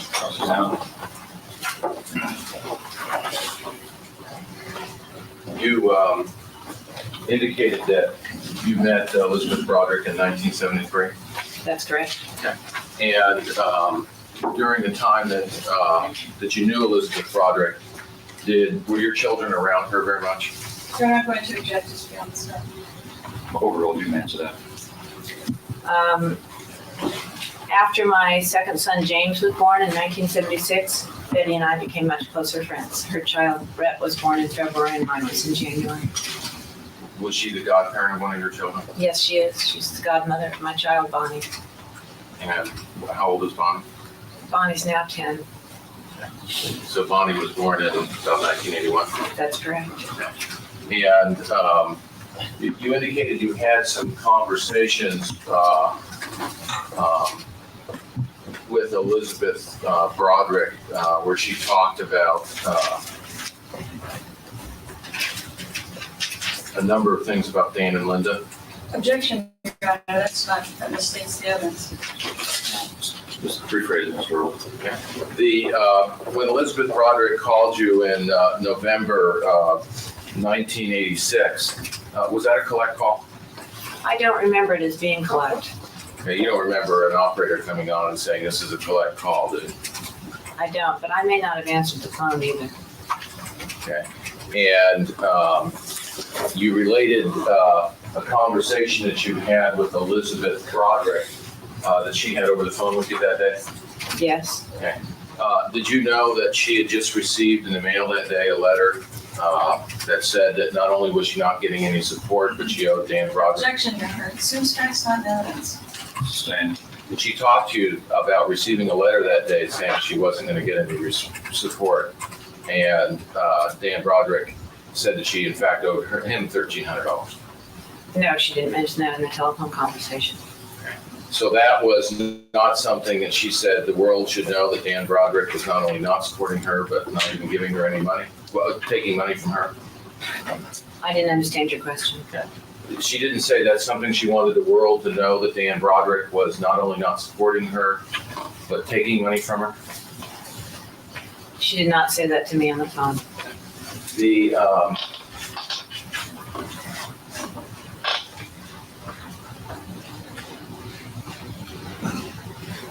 you remember when the conversation was about, when the conversation took place about the sharpshooting? Actually, Betty has mentioned it to me more than once. I think the first time was when we were on the University of California at Berkeley campus. We passed a gymnasium in the basement of which there is a rifle range. And I mentioned it to her, and she told me at that time that she had done the same thing in college. When was that? Do you remember approximately? 1970, in the 70s, So sometimes in the late 70s. 70s. So the first time she mentioned to you was in the late 70s that she enjoyed, that was something that she enjoyed. She was a sharpshooter, she was good at it. Right, Okay, and she talked about it was, it was a sport that she liked. that's correct. Okay, and then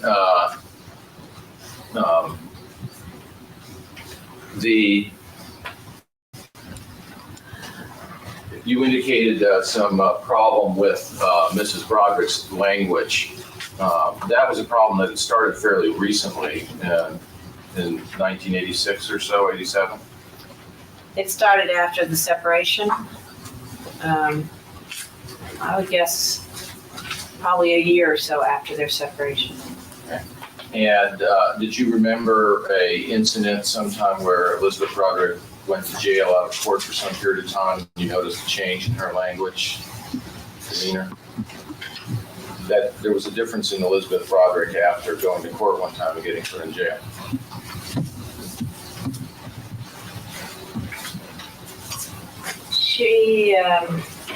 I remember being aware after one of her, of being in jail, of thinking that there were serious changes in Betty. And the words that she used, for instance, the word cunt, that was a word that you had to tell her what that word was and what it meant. That's right. Okay. And do you remember when that came up? Was that before or after the separation where that came up? It was after the separation, and If you can remember the time, if you can't, that's okay. it was in the wintertime. I would guess it was the winter of 85 and 86. The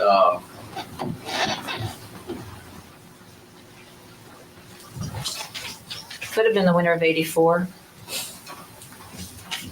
84, 85, or 85, 86. But I remember we were in our house that we currently occupy. and during the period of time when she was living down the street from you, would your children visit with her often? Your Honor, I'm going to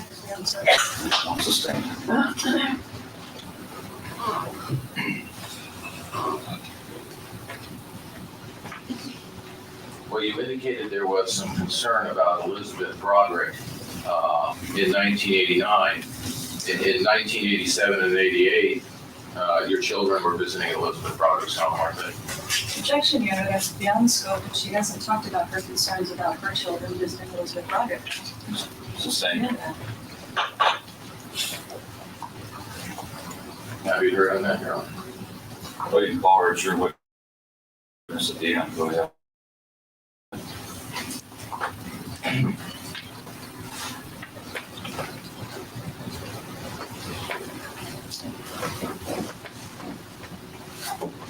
I have no further questions. Your direction.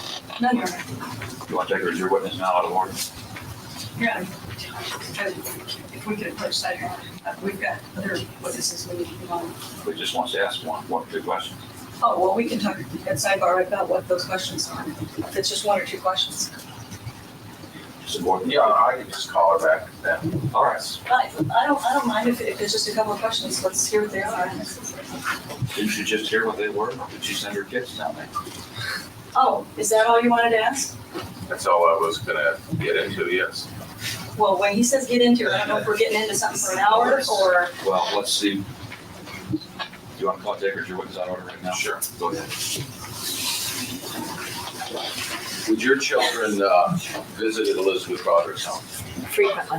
Okay, and would that be by themselves as well as with you? And Yes, up to a certain point of time. when was that point in time? In May of 1988, I'd say that I started to have second thoughts about Betty's integrity, her completeness or her balance. And by January of 89, I'd say I was restricting my children from access to Betty's house. Okay. I have no further questions. Cross examine.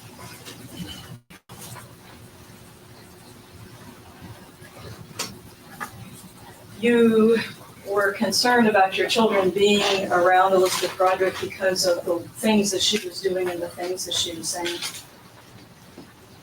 Not completely. Part of it was her house had a trampoline set up and it wasn't being supervised. And it's an incredible, attractive nuisance. And I was worried about the safety of my children. And her pool was not fenced. And I didn't think that Betty was as watchful as she used to be about children. Were you also concerned about the language that she used in front of the children? I'm concerned about language in front of young children, yes. Had you talked to her about not using that kind of language in front of your children or her children? No, I didn't. I restricted the access that my children had when Betty and I were talking. I have nothing further this time, Your Honor. Witness be excused. Subject to recall. Thank you very much, Ms. Forbes. Thank you.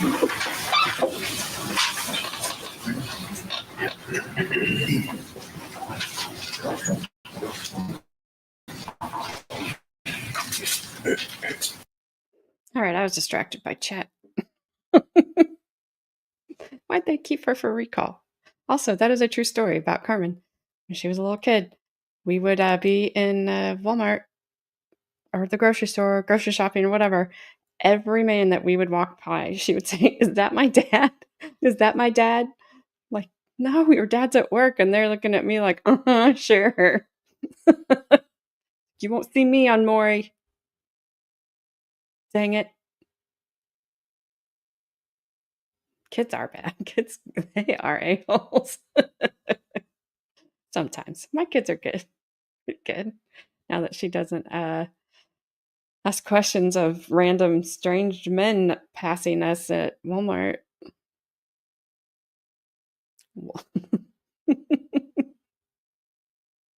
I can't do it, Gabby.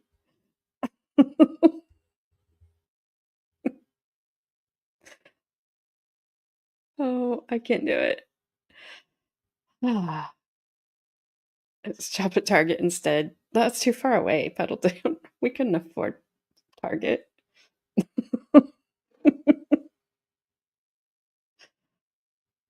Oh my goodness.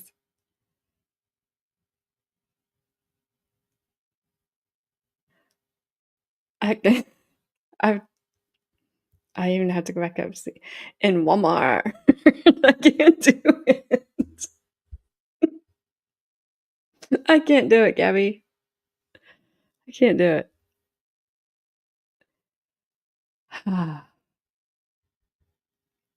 Yeah, kids, you can't beat them. Nor should you. That was a bad joke. Okay, but it was just a joke, so calm down. It'll be fine.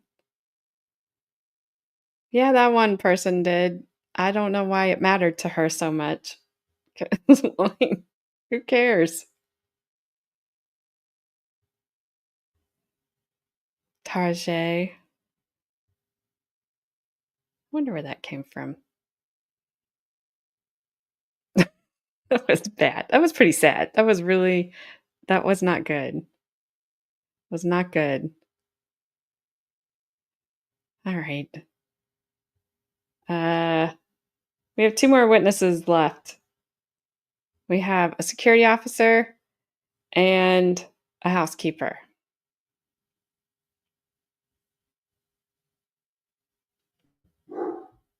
And my dog's barking.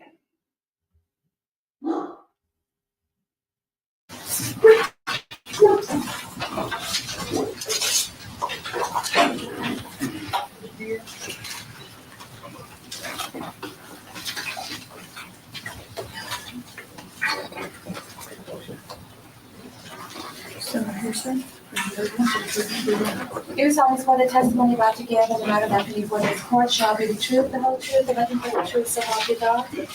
So could you please have us in the witness stand?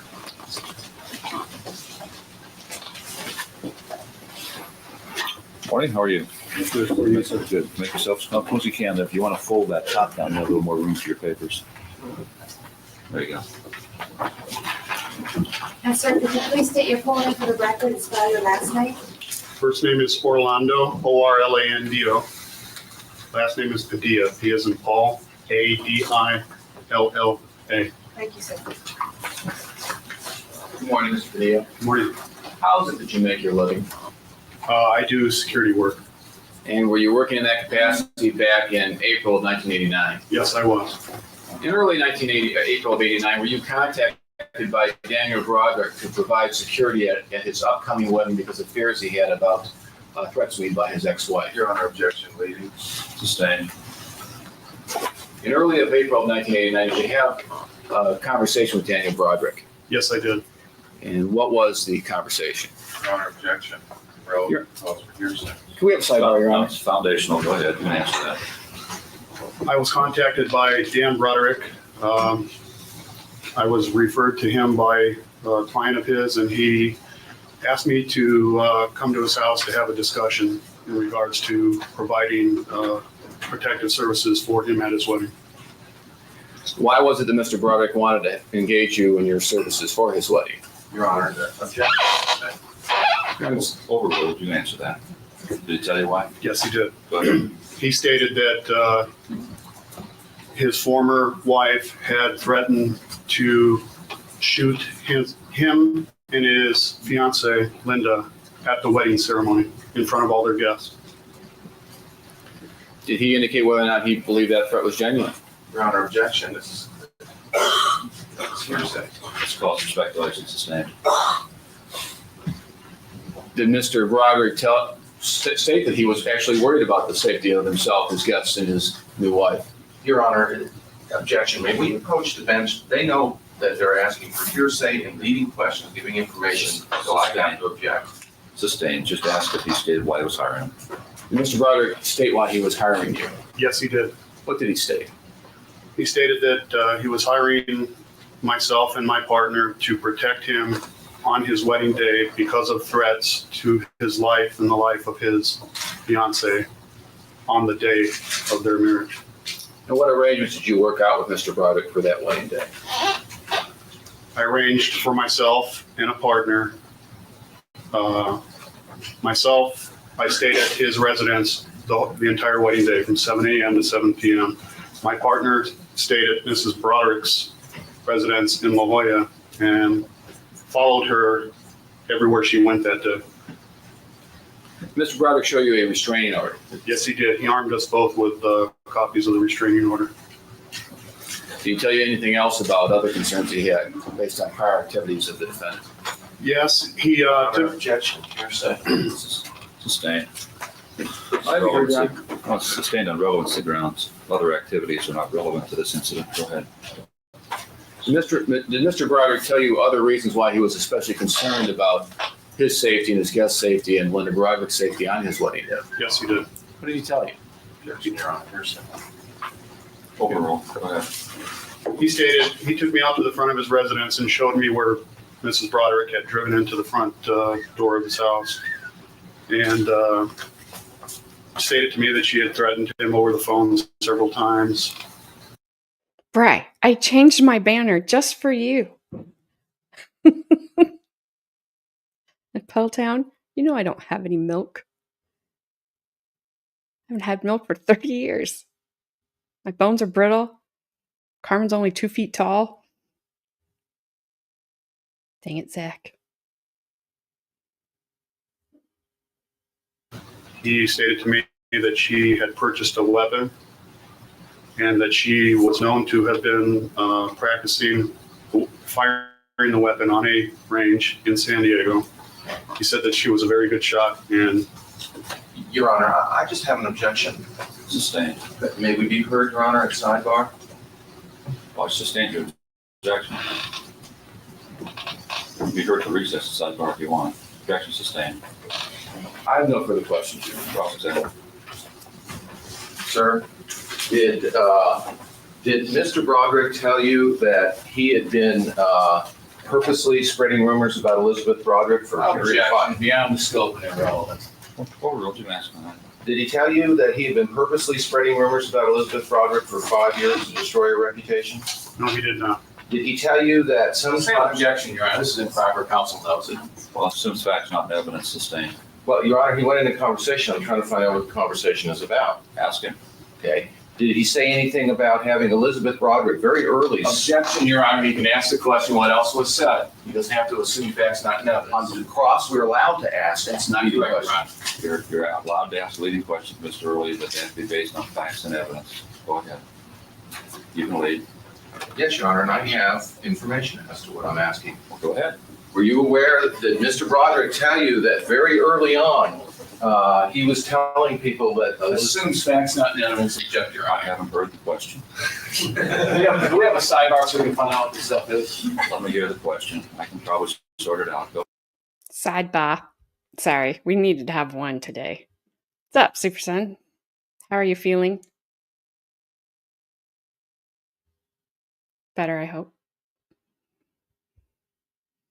I assume that I will hear from you when you wake up in the morning, and then I will come pick you up. Yes. Bye-bye.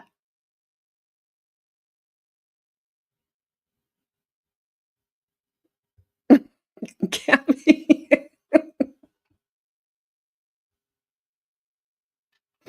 Oh my gosh. This the standard prison picture. My favorite one is when they're with like their significant other and they turn them around, like when you're like 13 or something and you both cross your arms, but you have your backs to each other.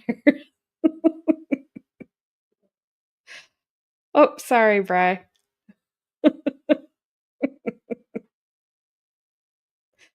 Well, I am glad that you're moving around better today. You were moving around better yesterday. You'll get better every day.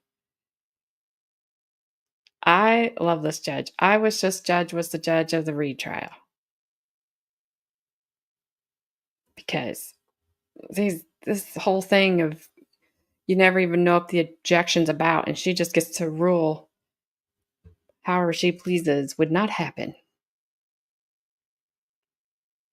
Oopsies. You have one with you and your dad, and we both look like we've been to prison because we're in the same position with no smile and just standing straight forward. I have no idea what your dad looks like. Maybe.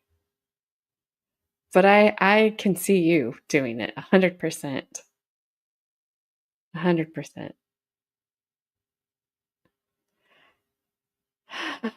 Oh, what? He just come in to get you?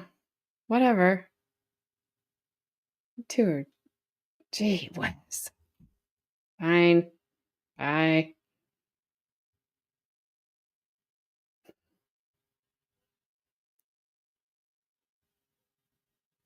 Oh, no.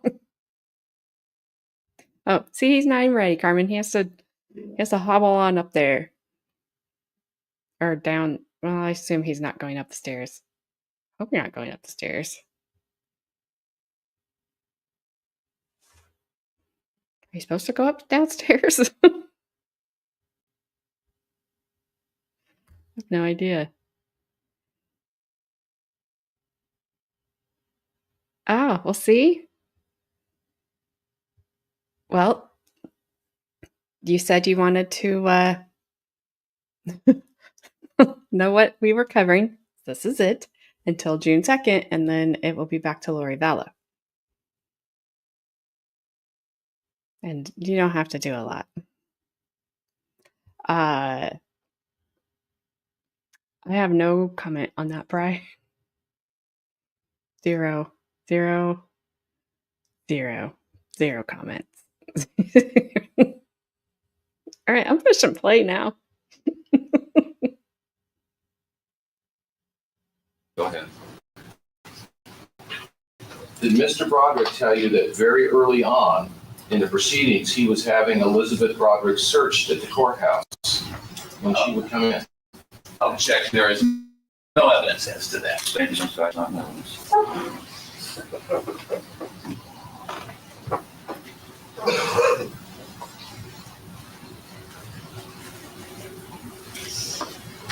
Did all the knowledge you got was from Mr. Broderick? Is that correct? That's correct. Okay. You did not attend all of the closed hearings, did you, in the courthouse? No, I did not. Okay. So you had no way of Objection. He knows what this witness knows, what this witness does not know. Assuming facts, not knowns. I'll rule this point. Let me get a question first. Did you independently verify by going to the courthouse to try to find out whether you could get any information from the closed files? No, I did not.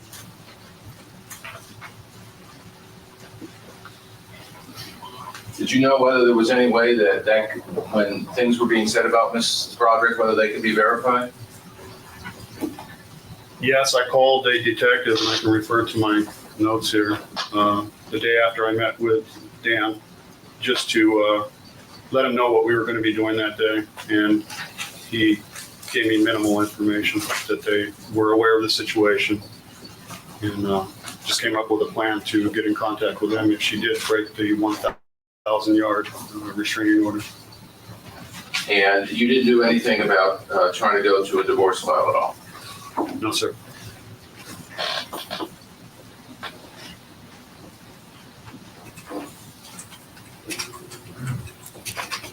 I have no further questions. For your nothing you have. Witness be excused. Subject to recall. Thank you very much, sir.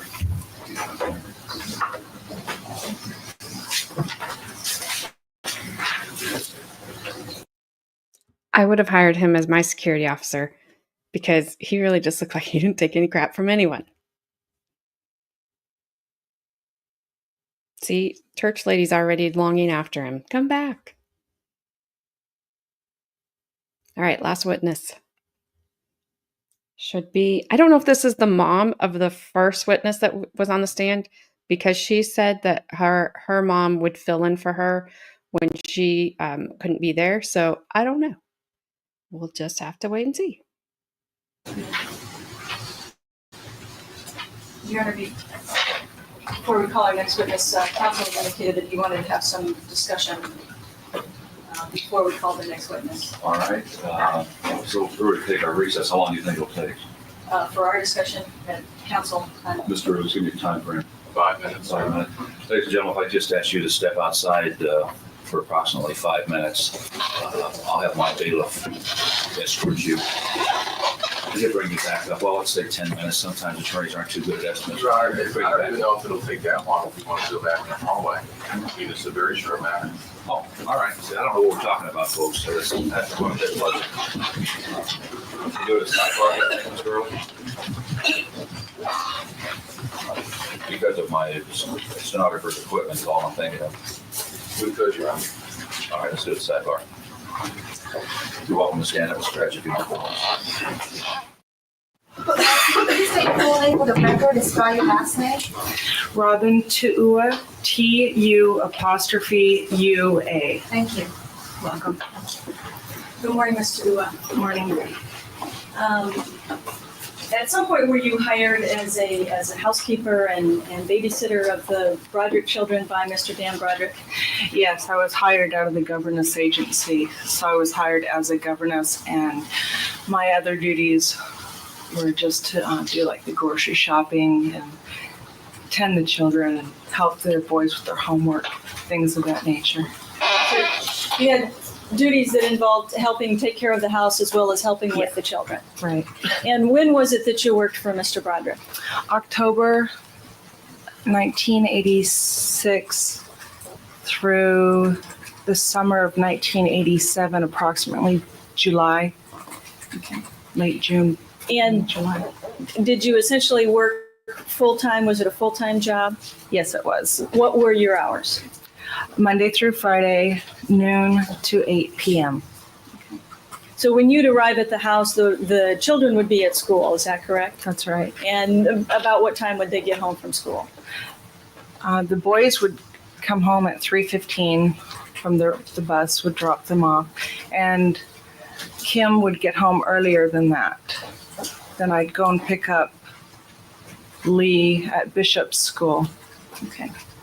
At that time, she was attending Bishop's, which was in La Jolla, is that correct? That's right. And when you worked for Mr. Broderick and the children, was that while he was living at the Cypress home in Marsden Hills? Right.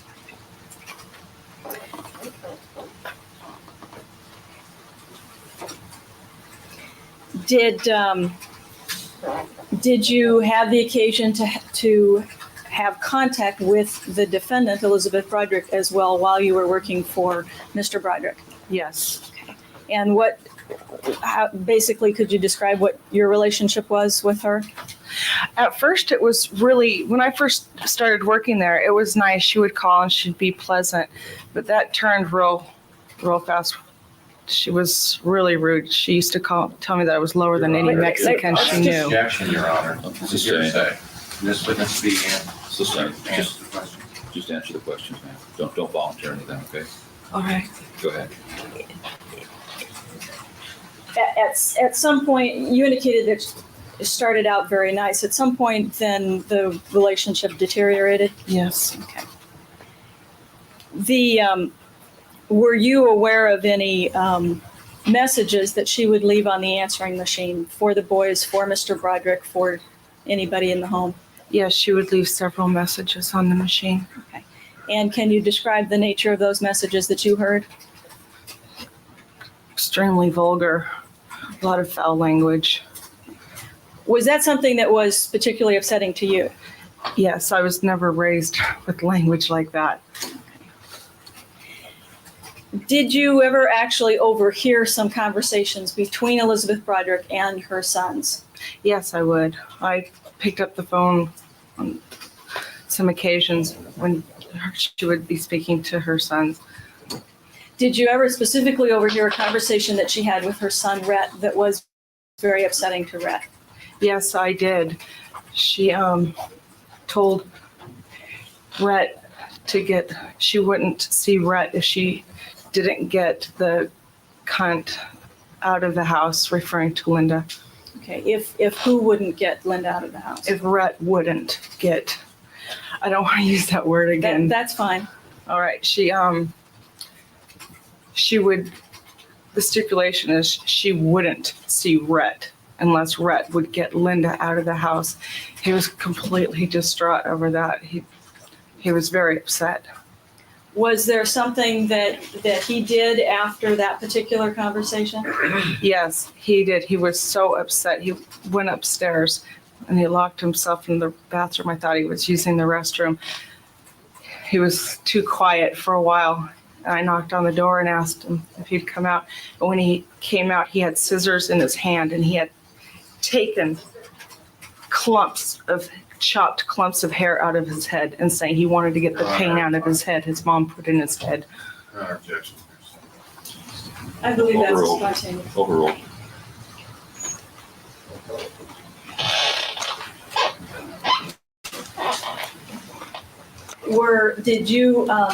Did you tell Mr. Broderick about this incident? Was he aware of it? Yes, he was aware of it. He was really upset. He came home and he just hugged Rhett, just held on to him and told him he loved him. Did he do anything with respect to the phones after that? Yes, he would turn down the ringers and turn the sound down on the machine, on the answering machine, just to protect the children. It's just insane. Was there an incident that you had with Elizabeth Broderick when she said anything about having a gun in her possession? Yes, she threatened to kill me. Can you describe that incident? Yes, I can. I was waiting for the boys to get home. About 3:15, the bus would drop them off. Danny came off the bus. Rhett was not there. I asked Danny where was Rhett, and he said he saw his mom taking Rhett from school. She had kidnapped him. He had not come home. She had Your taken Honor, him. objection. Speculation, hearsay. Well, sustained as to the word kidnapped. Just describe what you saw, okay? I was concerned. I went into the house, called Mr. Broderick. From the kitchen phone, you could see the driveway. You could see the road out front. I had the door propped open so I could see. I told him that Rhett was not here. Danny told me Mrs. Broderick had taken him. As I was talking to him, I saw her pull up onto the sidewalk. They're facing the wrong way. I told him that she had pulled up. He instructed me to call the police, and he also instructed me the whereabouts of the restraining order. I hung up, called the police immediately, went to his desk drawer, got the restraining order, went outside. Danny and Kim were with me. We went outside. I asked Rhett to please step out of the Suburban truck that she had.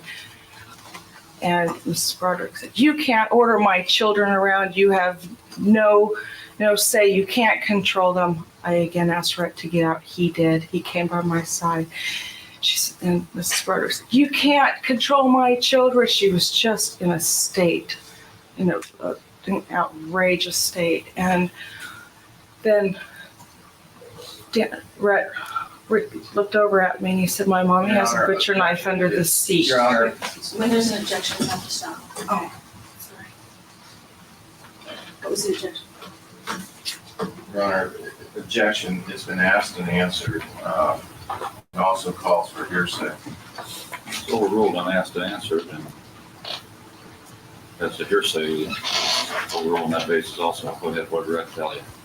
He told me his mother had a butcher knife under the seat. At that point, Betty Broderick told me she had a gun in her glove box and she would kill me at that point, there was not a shadow of a doubt in my mind that Mrs. Broderick would not kill me. Where was she when she said this to you? Was she On the still in sidewalk. She was out of her truck. What did she do? Did she go back to the truck? I turned around and ran in the house with the kids. Did you have any more contact with her than that day after you went into the house? No. She pulled away as the police pulled up. They had just missed her by 2 or 3 minutes.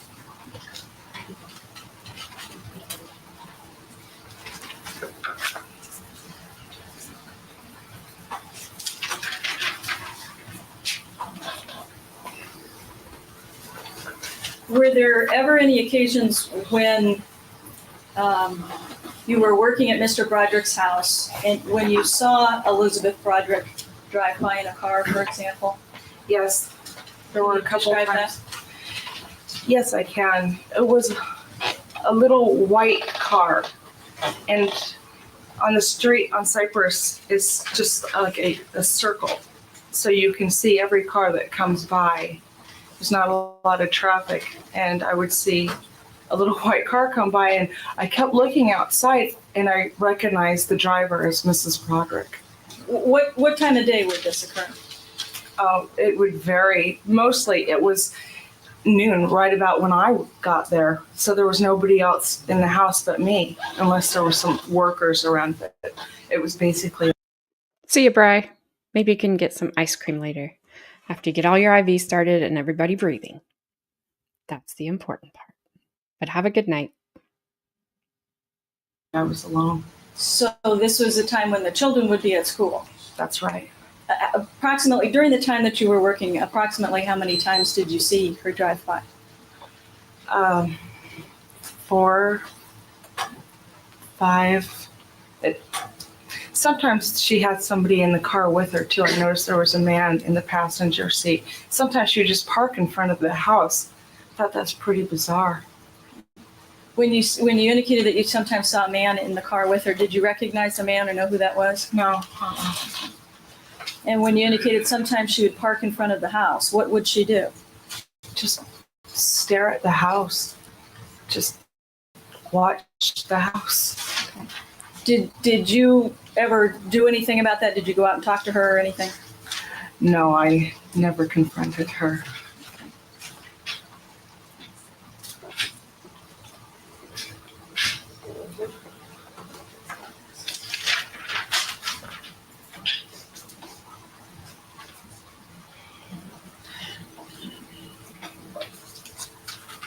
Was there ever a time while you were working where she just appeared in the house? Yes, I was in the kitchen and I felt somebody behind me. The kitchen door was open and I turned around and she was standing right there. She was holding the dog. She was holding what? The dog. Okay. The family dog? The family, yeah, the kid's dog. And what did she do? What did she say?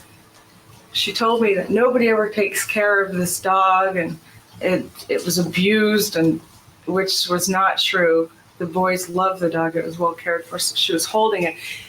And then she took the dog. She got in her car and left. She took the dog. Okay. These incidents that you've just related, you just recently related those to me. Is that correct? That's right. Okay.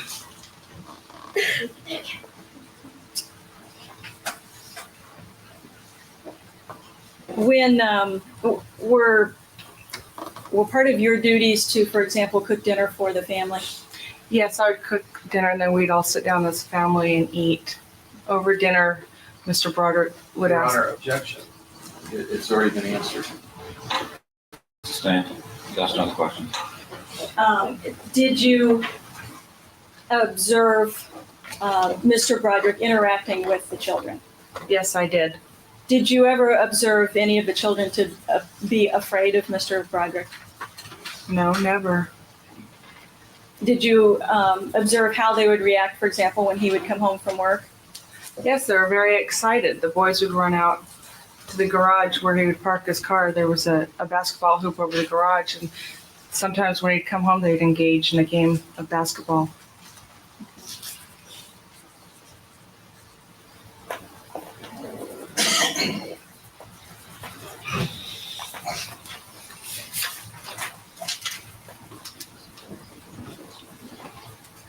I have no further questions, Your Honor. Cross-examine. What was the dates that you worked at the Broderick residence? October 1986, late October, through the summer of 1987. And what were your hours? Monday through Friday, noon to 8 p.m. And the times that you weren't home when the children left for school, you weren't at the house, were you? No, I wasn't. And you would leave after 8 o'clock? I would leave. My ending hour was at 8. Sometimes I would stay longer. Sometimes I would leave early. It depended on if Mr. Broderick got home early or Did you work on the weekends? occasionally. Yes, occasionally. Okay. And would that be when Mr. Broderick was out of town? That's right. And how many weekends did you work there? Per month or the whole? The time that you worked there, do you remember approximately? Approximately, it varied, maybe 1 to 2 weekends a month, sometimes none. It just varied depending on when he was out of town. Now, it's your testimony that Mr. Broderick, the phones were not unplugged until Mr. Broderick told you to unplug them so the mother couldn't call the boys. Is that right? Objection, that misstates the testimony. Sustain, just rephrase it. Well, you related an incident where Mr. Broderick told you to unplug the phones Yes, so the boys wouldn't hear them ringing. Is that right? yes. Were the phones unplugged before then? Before, Before that conversation? Or was Ms. Broderick allowed to call freely? she called all the time. So there was no time before that conversation where you remember the phones being unplugged? Before Mr. Broderick asked me Yeah. to. At that time, for me, yeah, that was it. I don't know if he unplugged them when I wasn't there or not. But while you were there from 10 to 8, from 12 to 8, we're talking about from lunchtime past dinner, were the phones ever unplugged up until the time that Mr. Broderick finally said unplug them because the mother's upsetting the boys? Sometimes when I would get there, the phones would be unplugged.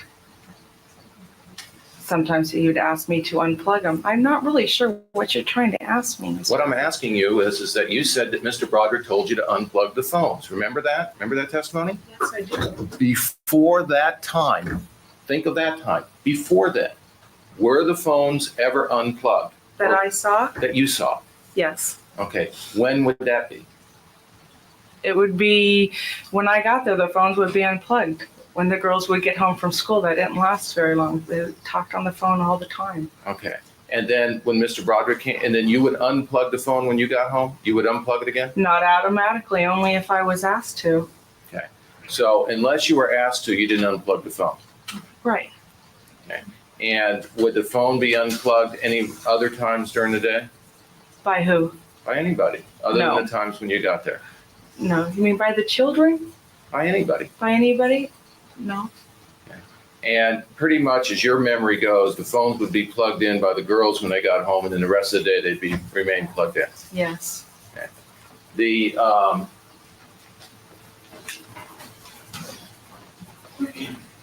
conversation that you had with Mr. Broderick about unplugging the phones, that was right after the incident with Rhett? Yes. Do you remember telling an investigator that it was after a number of calls from Betty that you finally had to sit down and ask Mr. Broderick to do something about the calls, and that's when he unplugged it? That was another time. I asked him that I told him that I was not accustomed to listening to such vulgar language and to please talk to Mrs. Broderick about it. So I stopped answering the phone. I just, I didn't like hearing that sort of stuff. Well, do you remember, there was an answering machine on the phone, wasn't there? Yes, there was. Okay. And you felt that you had to unplug the phone so you couldn't hear the answering machine, the voice on it? You know how to use the answering machine, don't you? You turn it down and people can leave a message, That's right. and then you don't have to hear it? Yes. But you unplugged the phone so you didn't have to hear it. Sometimes. Did unplugging the phone turn down the volume on the answering machine? No, I would turn down the volume also sometimes. Okay. And unplug the phone so you wouldn't hear the messages. And unplug the phones.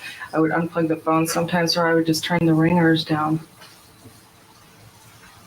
Do you remember telling the investigator that on several occasions you heard conversations where,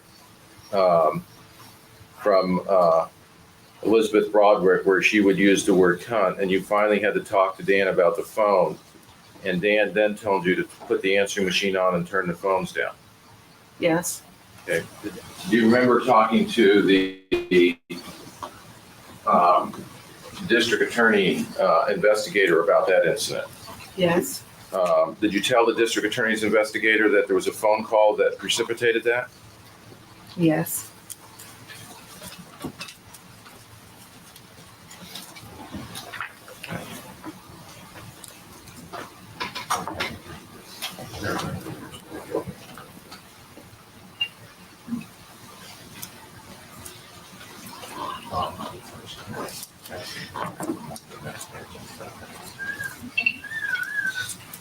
Did you read the paragraph to yourself? This paragraph starting here and then go to the next page. For the record, what you're showing a I'm report. showing a report, Your Honor, that's dated November 30th, 1989. Just have a name who wrote the report. Yes, I believe it was William Green. Thank you. Go ahead.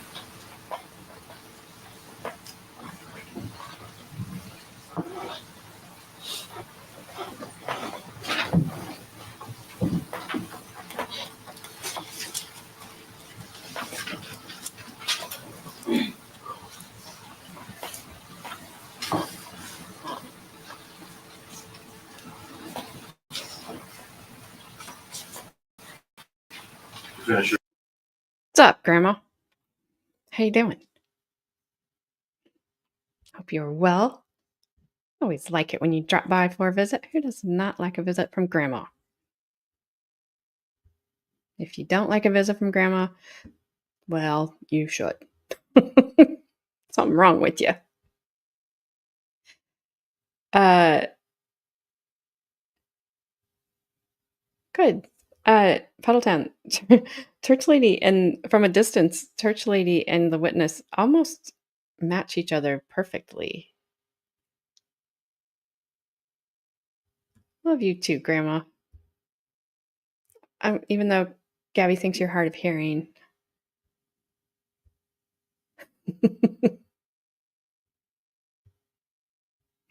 All right, get out of here, Carmen. Go, go. You and your brother, shoo away now.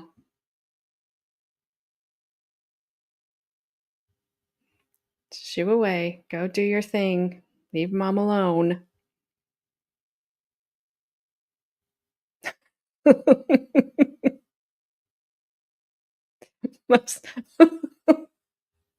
Most grandmas smell like fresh baked cookies. Our grandma smells like tender steak.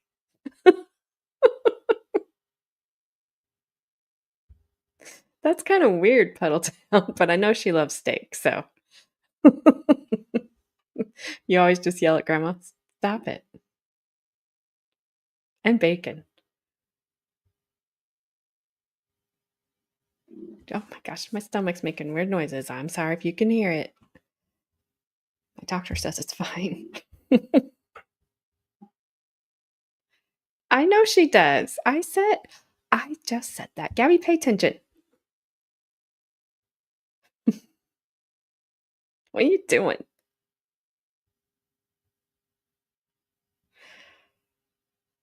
All right, we're almost done. This poor lady looks scared.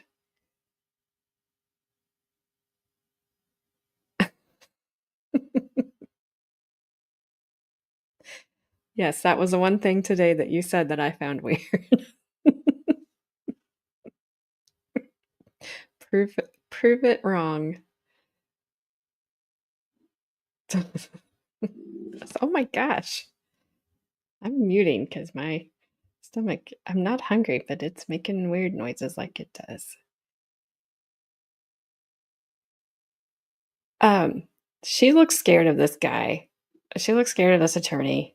And by the way, he was not saying objection earlier when she kept talking. He was just saying, Your Honor, Your Honor. Like, ugh. The little baby he is.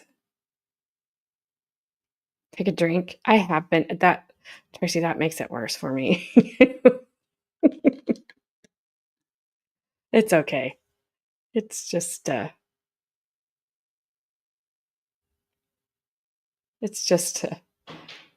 life.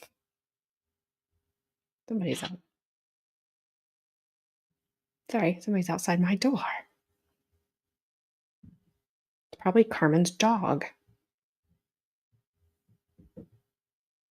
Read that paragraph. Yes. Okay. And you remember mentioning to Mr. Green, About this paragraph? do you remember mentioning to him that it was a phone call? Is that your testimony? Yes. Okay. And you remember talking to Mr. Green about that it was a phone call, is that right, that precipitated that incident? That's right. Okay. Did you remember ever filing a declaration about that incident for court? Were you ever asked to file a declaration so the court would know about this? I never did anything personally. Okay. You indicated at the time Elizabeth Broderick came over had a gun in her car when she came over. The police were obviously called, weren't they? Yes, I called them. And they responded to that incident? Yes, they did. They had just missed her. You remember the last trial I've asked you, do you remember what the police officer looks like? No, I don't remember what they look like. You remember what his name was? I don't remember what their names were. Okay. Have you seen an incident report about that? No, I have not seen. Have you seen a police report? No, I've never seen a police Okay. report. Since the last trial when you were asked about that, has anyone shown you a police report? No, Has anyone shown you an incident report about that? nobody's shown me one. Did you ask for a police report so you could review it? No, I had no need to.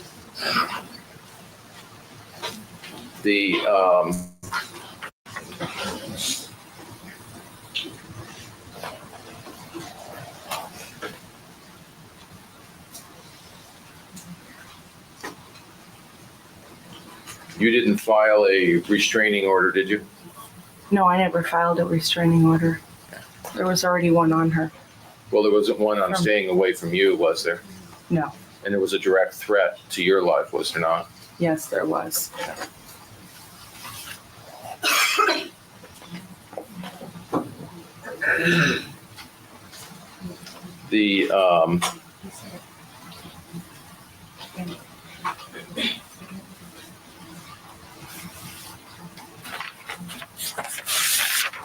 You were the one that, were you the one that was responsible for, or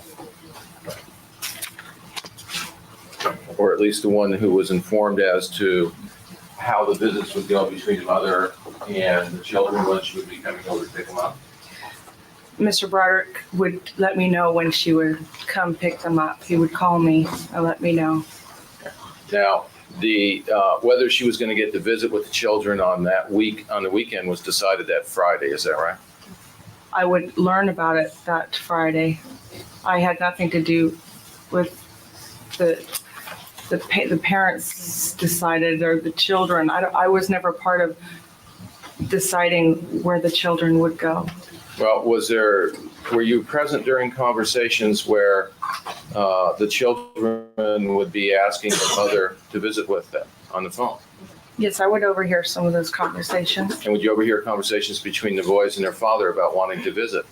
Yes, I would. And was the response, I'll let you know later? Or was it always, okay, here's how we'll do it? That was, we'll talk about it.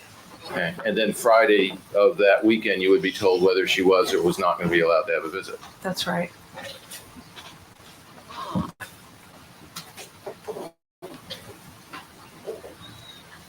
Did the boys, were they upset about wanting to visit their mother? Were they upset That they wanted to and they weren't being allowed to? from if Mr. Broderick would say no, Yes. sometimes. Would they be upset during the week just because they didn't know if they were going to be able to visit their mother? No, they were just uncertain.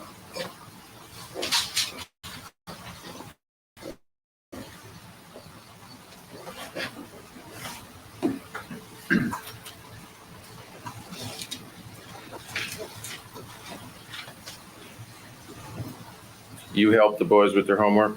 Yes, I did.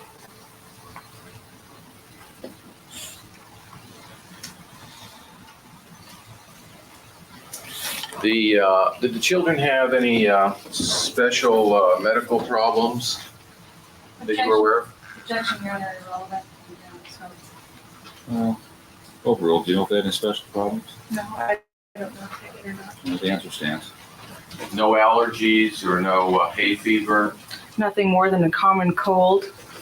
If they were sick, they wouldn't have gone to school. I would have been called, and I was never called in. But no chronic problem like some kids have chronic running noses or hay fever where they have to go to a doctor or asthma? I Nothing. never took them to a doctor, Yeah. other than the dentist or Dr. Sparta. I have no further questions. Redirect. You don't know if any of the kids developed problems after you left working for Mr. Broderick, obviously. That's right, I wouldn't know that. And I take it that what you're indicating is you didn't know how the visitation was set up between the parents. You would simply be advised by Mr. Broderick on Friday what the plan was, because that's when you needed to know. That's right. Sometimes you would need to know whether the kids were coming home from school to be with Mr. Broderick or whether they're being picked up by Mrs. Broderick. That's right. And counsel asked you to read a paragraph in this report. He didn't ask you to read the previous paragraph. In the previous paragraph, you described the incident that you've testified here regarding the phone call that you overheard between Rhett and his mother. Yeah, Your Honor, they can read the paragraph, but that is an incorrect characterization. Well, the way you do it in Ms. Wells is you have to read it to herself and ask her what it says. Just read that paragraph to yourself, You want man. to read this paragraph here?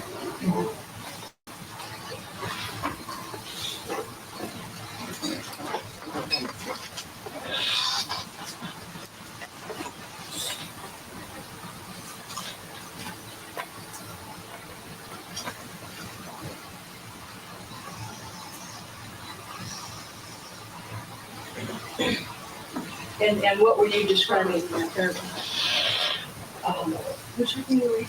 Well, I don't know if that's a. No, don't read it, just answer the question. Is it the conversation with respect to, that you've already testified to, yes, it's the conversation that Rhett had with his mother.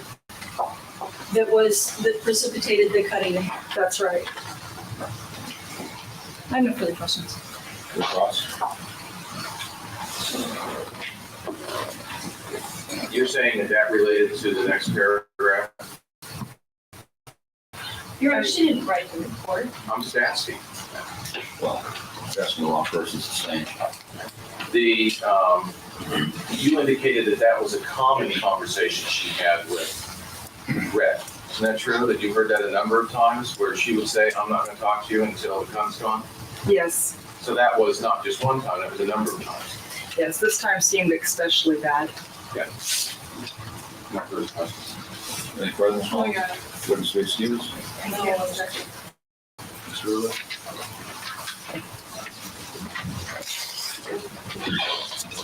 You're subject to recall. All right, thank you very much, man.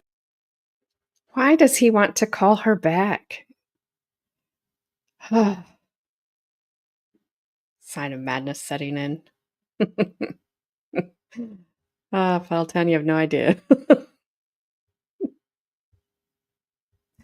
All right, we did it. We did it. Another day down. I'm going to have to add the judge to my thumbnail.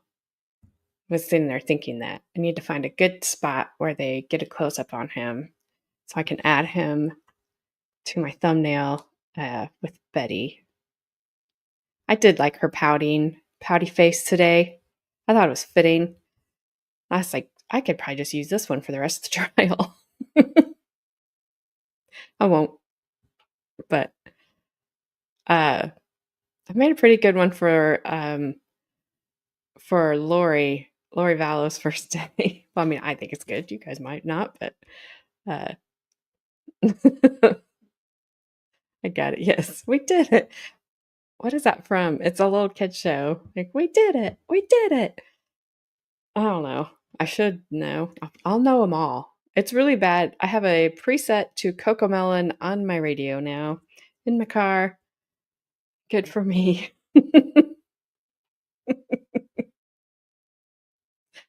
I forget about it, and then I'm going through like trying to find something to listen to. Like, what the heck is that?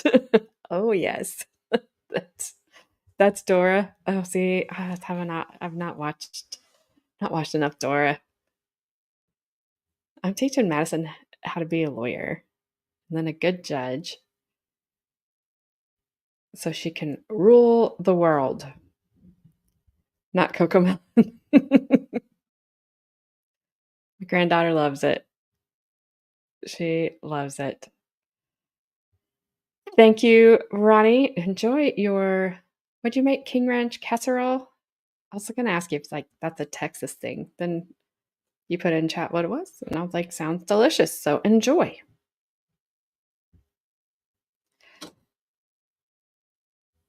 I don't know what the dogs are doing. I swear they're trying to figure out how to get opposable thumbs and turn the knob so they can come in this room, because they were in here before I started streaming. And now they just want back in here. But that's okay, because I'm done. All right. I don't know about Monday yet, because Monday is the actual holiday. We have plans. My brother invited us over, but I think it's going to rain. So if it rains, I'll be here. I'm really going to try to be here.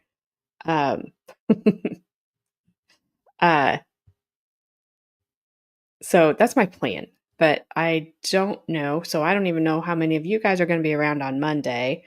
But we'll figure it out. I'll let you guys know. I think Saturday, Gabby and Carmen are planning to, since they weren't able to do it yesterday, we're planning to stream. I'm not responsible. I mean, I am, but I'm not. I'll have to upload it to Rumble later when they're finished, because they don't know. They don't know how to do that. So I'll just upload it for you guys later. But so who knows what they're going to do or say or anything. It will be crazy. It'll be fun. I'll try to, maybe if I don't just fall over from exhaustion, try to pop into chat if I get the chance. Yes. Grandma's house tonight at 9 p.m. She's doing fast food trivia. So go over there at 9 p.m. Eastern time. Give her some support. Maybe she'll cook you a steak or some bacon. Yes, I cannot take none. I just asked them, please don't take away my channel. You have to take half of the responsibility, and Carmen can take the other half of the responsibility.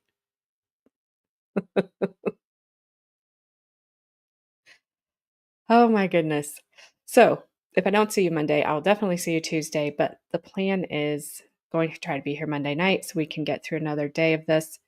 We'll get through next week and then start Lori Vallow, hopefully on Monday, and go from there. I can't wait to see her back in action. I hope the evidence will show. Because the proofs didn't show in the last trial, did they? No. I know, those are two different trials. I know. I would do a good job, but no. Oh, Puddletown. You'll be back on one of these days. You're going to have to come back and tell us about your world travels anyway. All right, guys. That's all I got. I'll see you guys all next week. Have a great weekend. Be careful. Be safe. Don't do anything dumb. I don't know what that means. Use your own definition of dumb. But be careful if you're out and about, especially. you know, people do dumb things during this holidays, so be careful. Enjoy time with your family, friends, whatever you're doing. And I will see you all later. And that's all I got. See ya.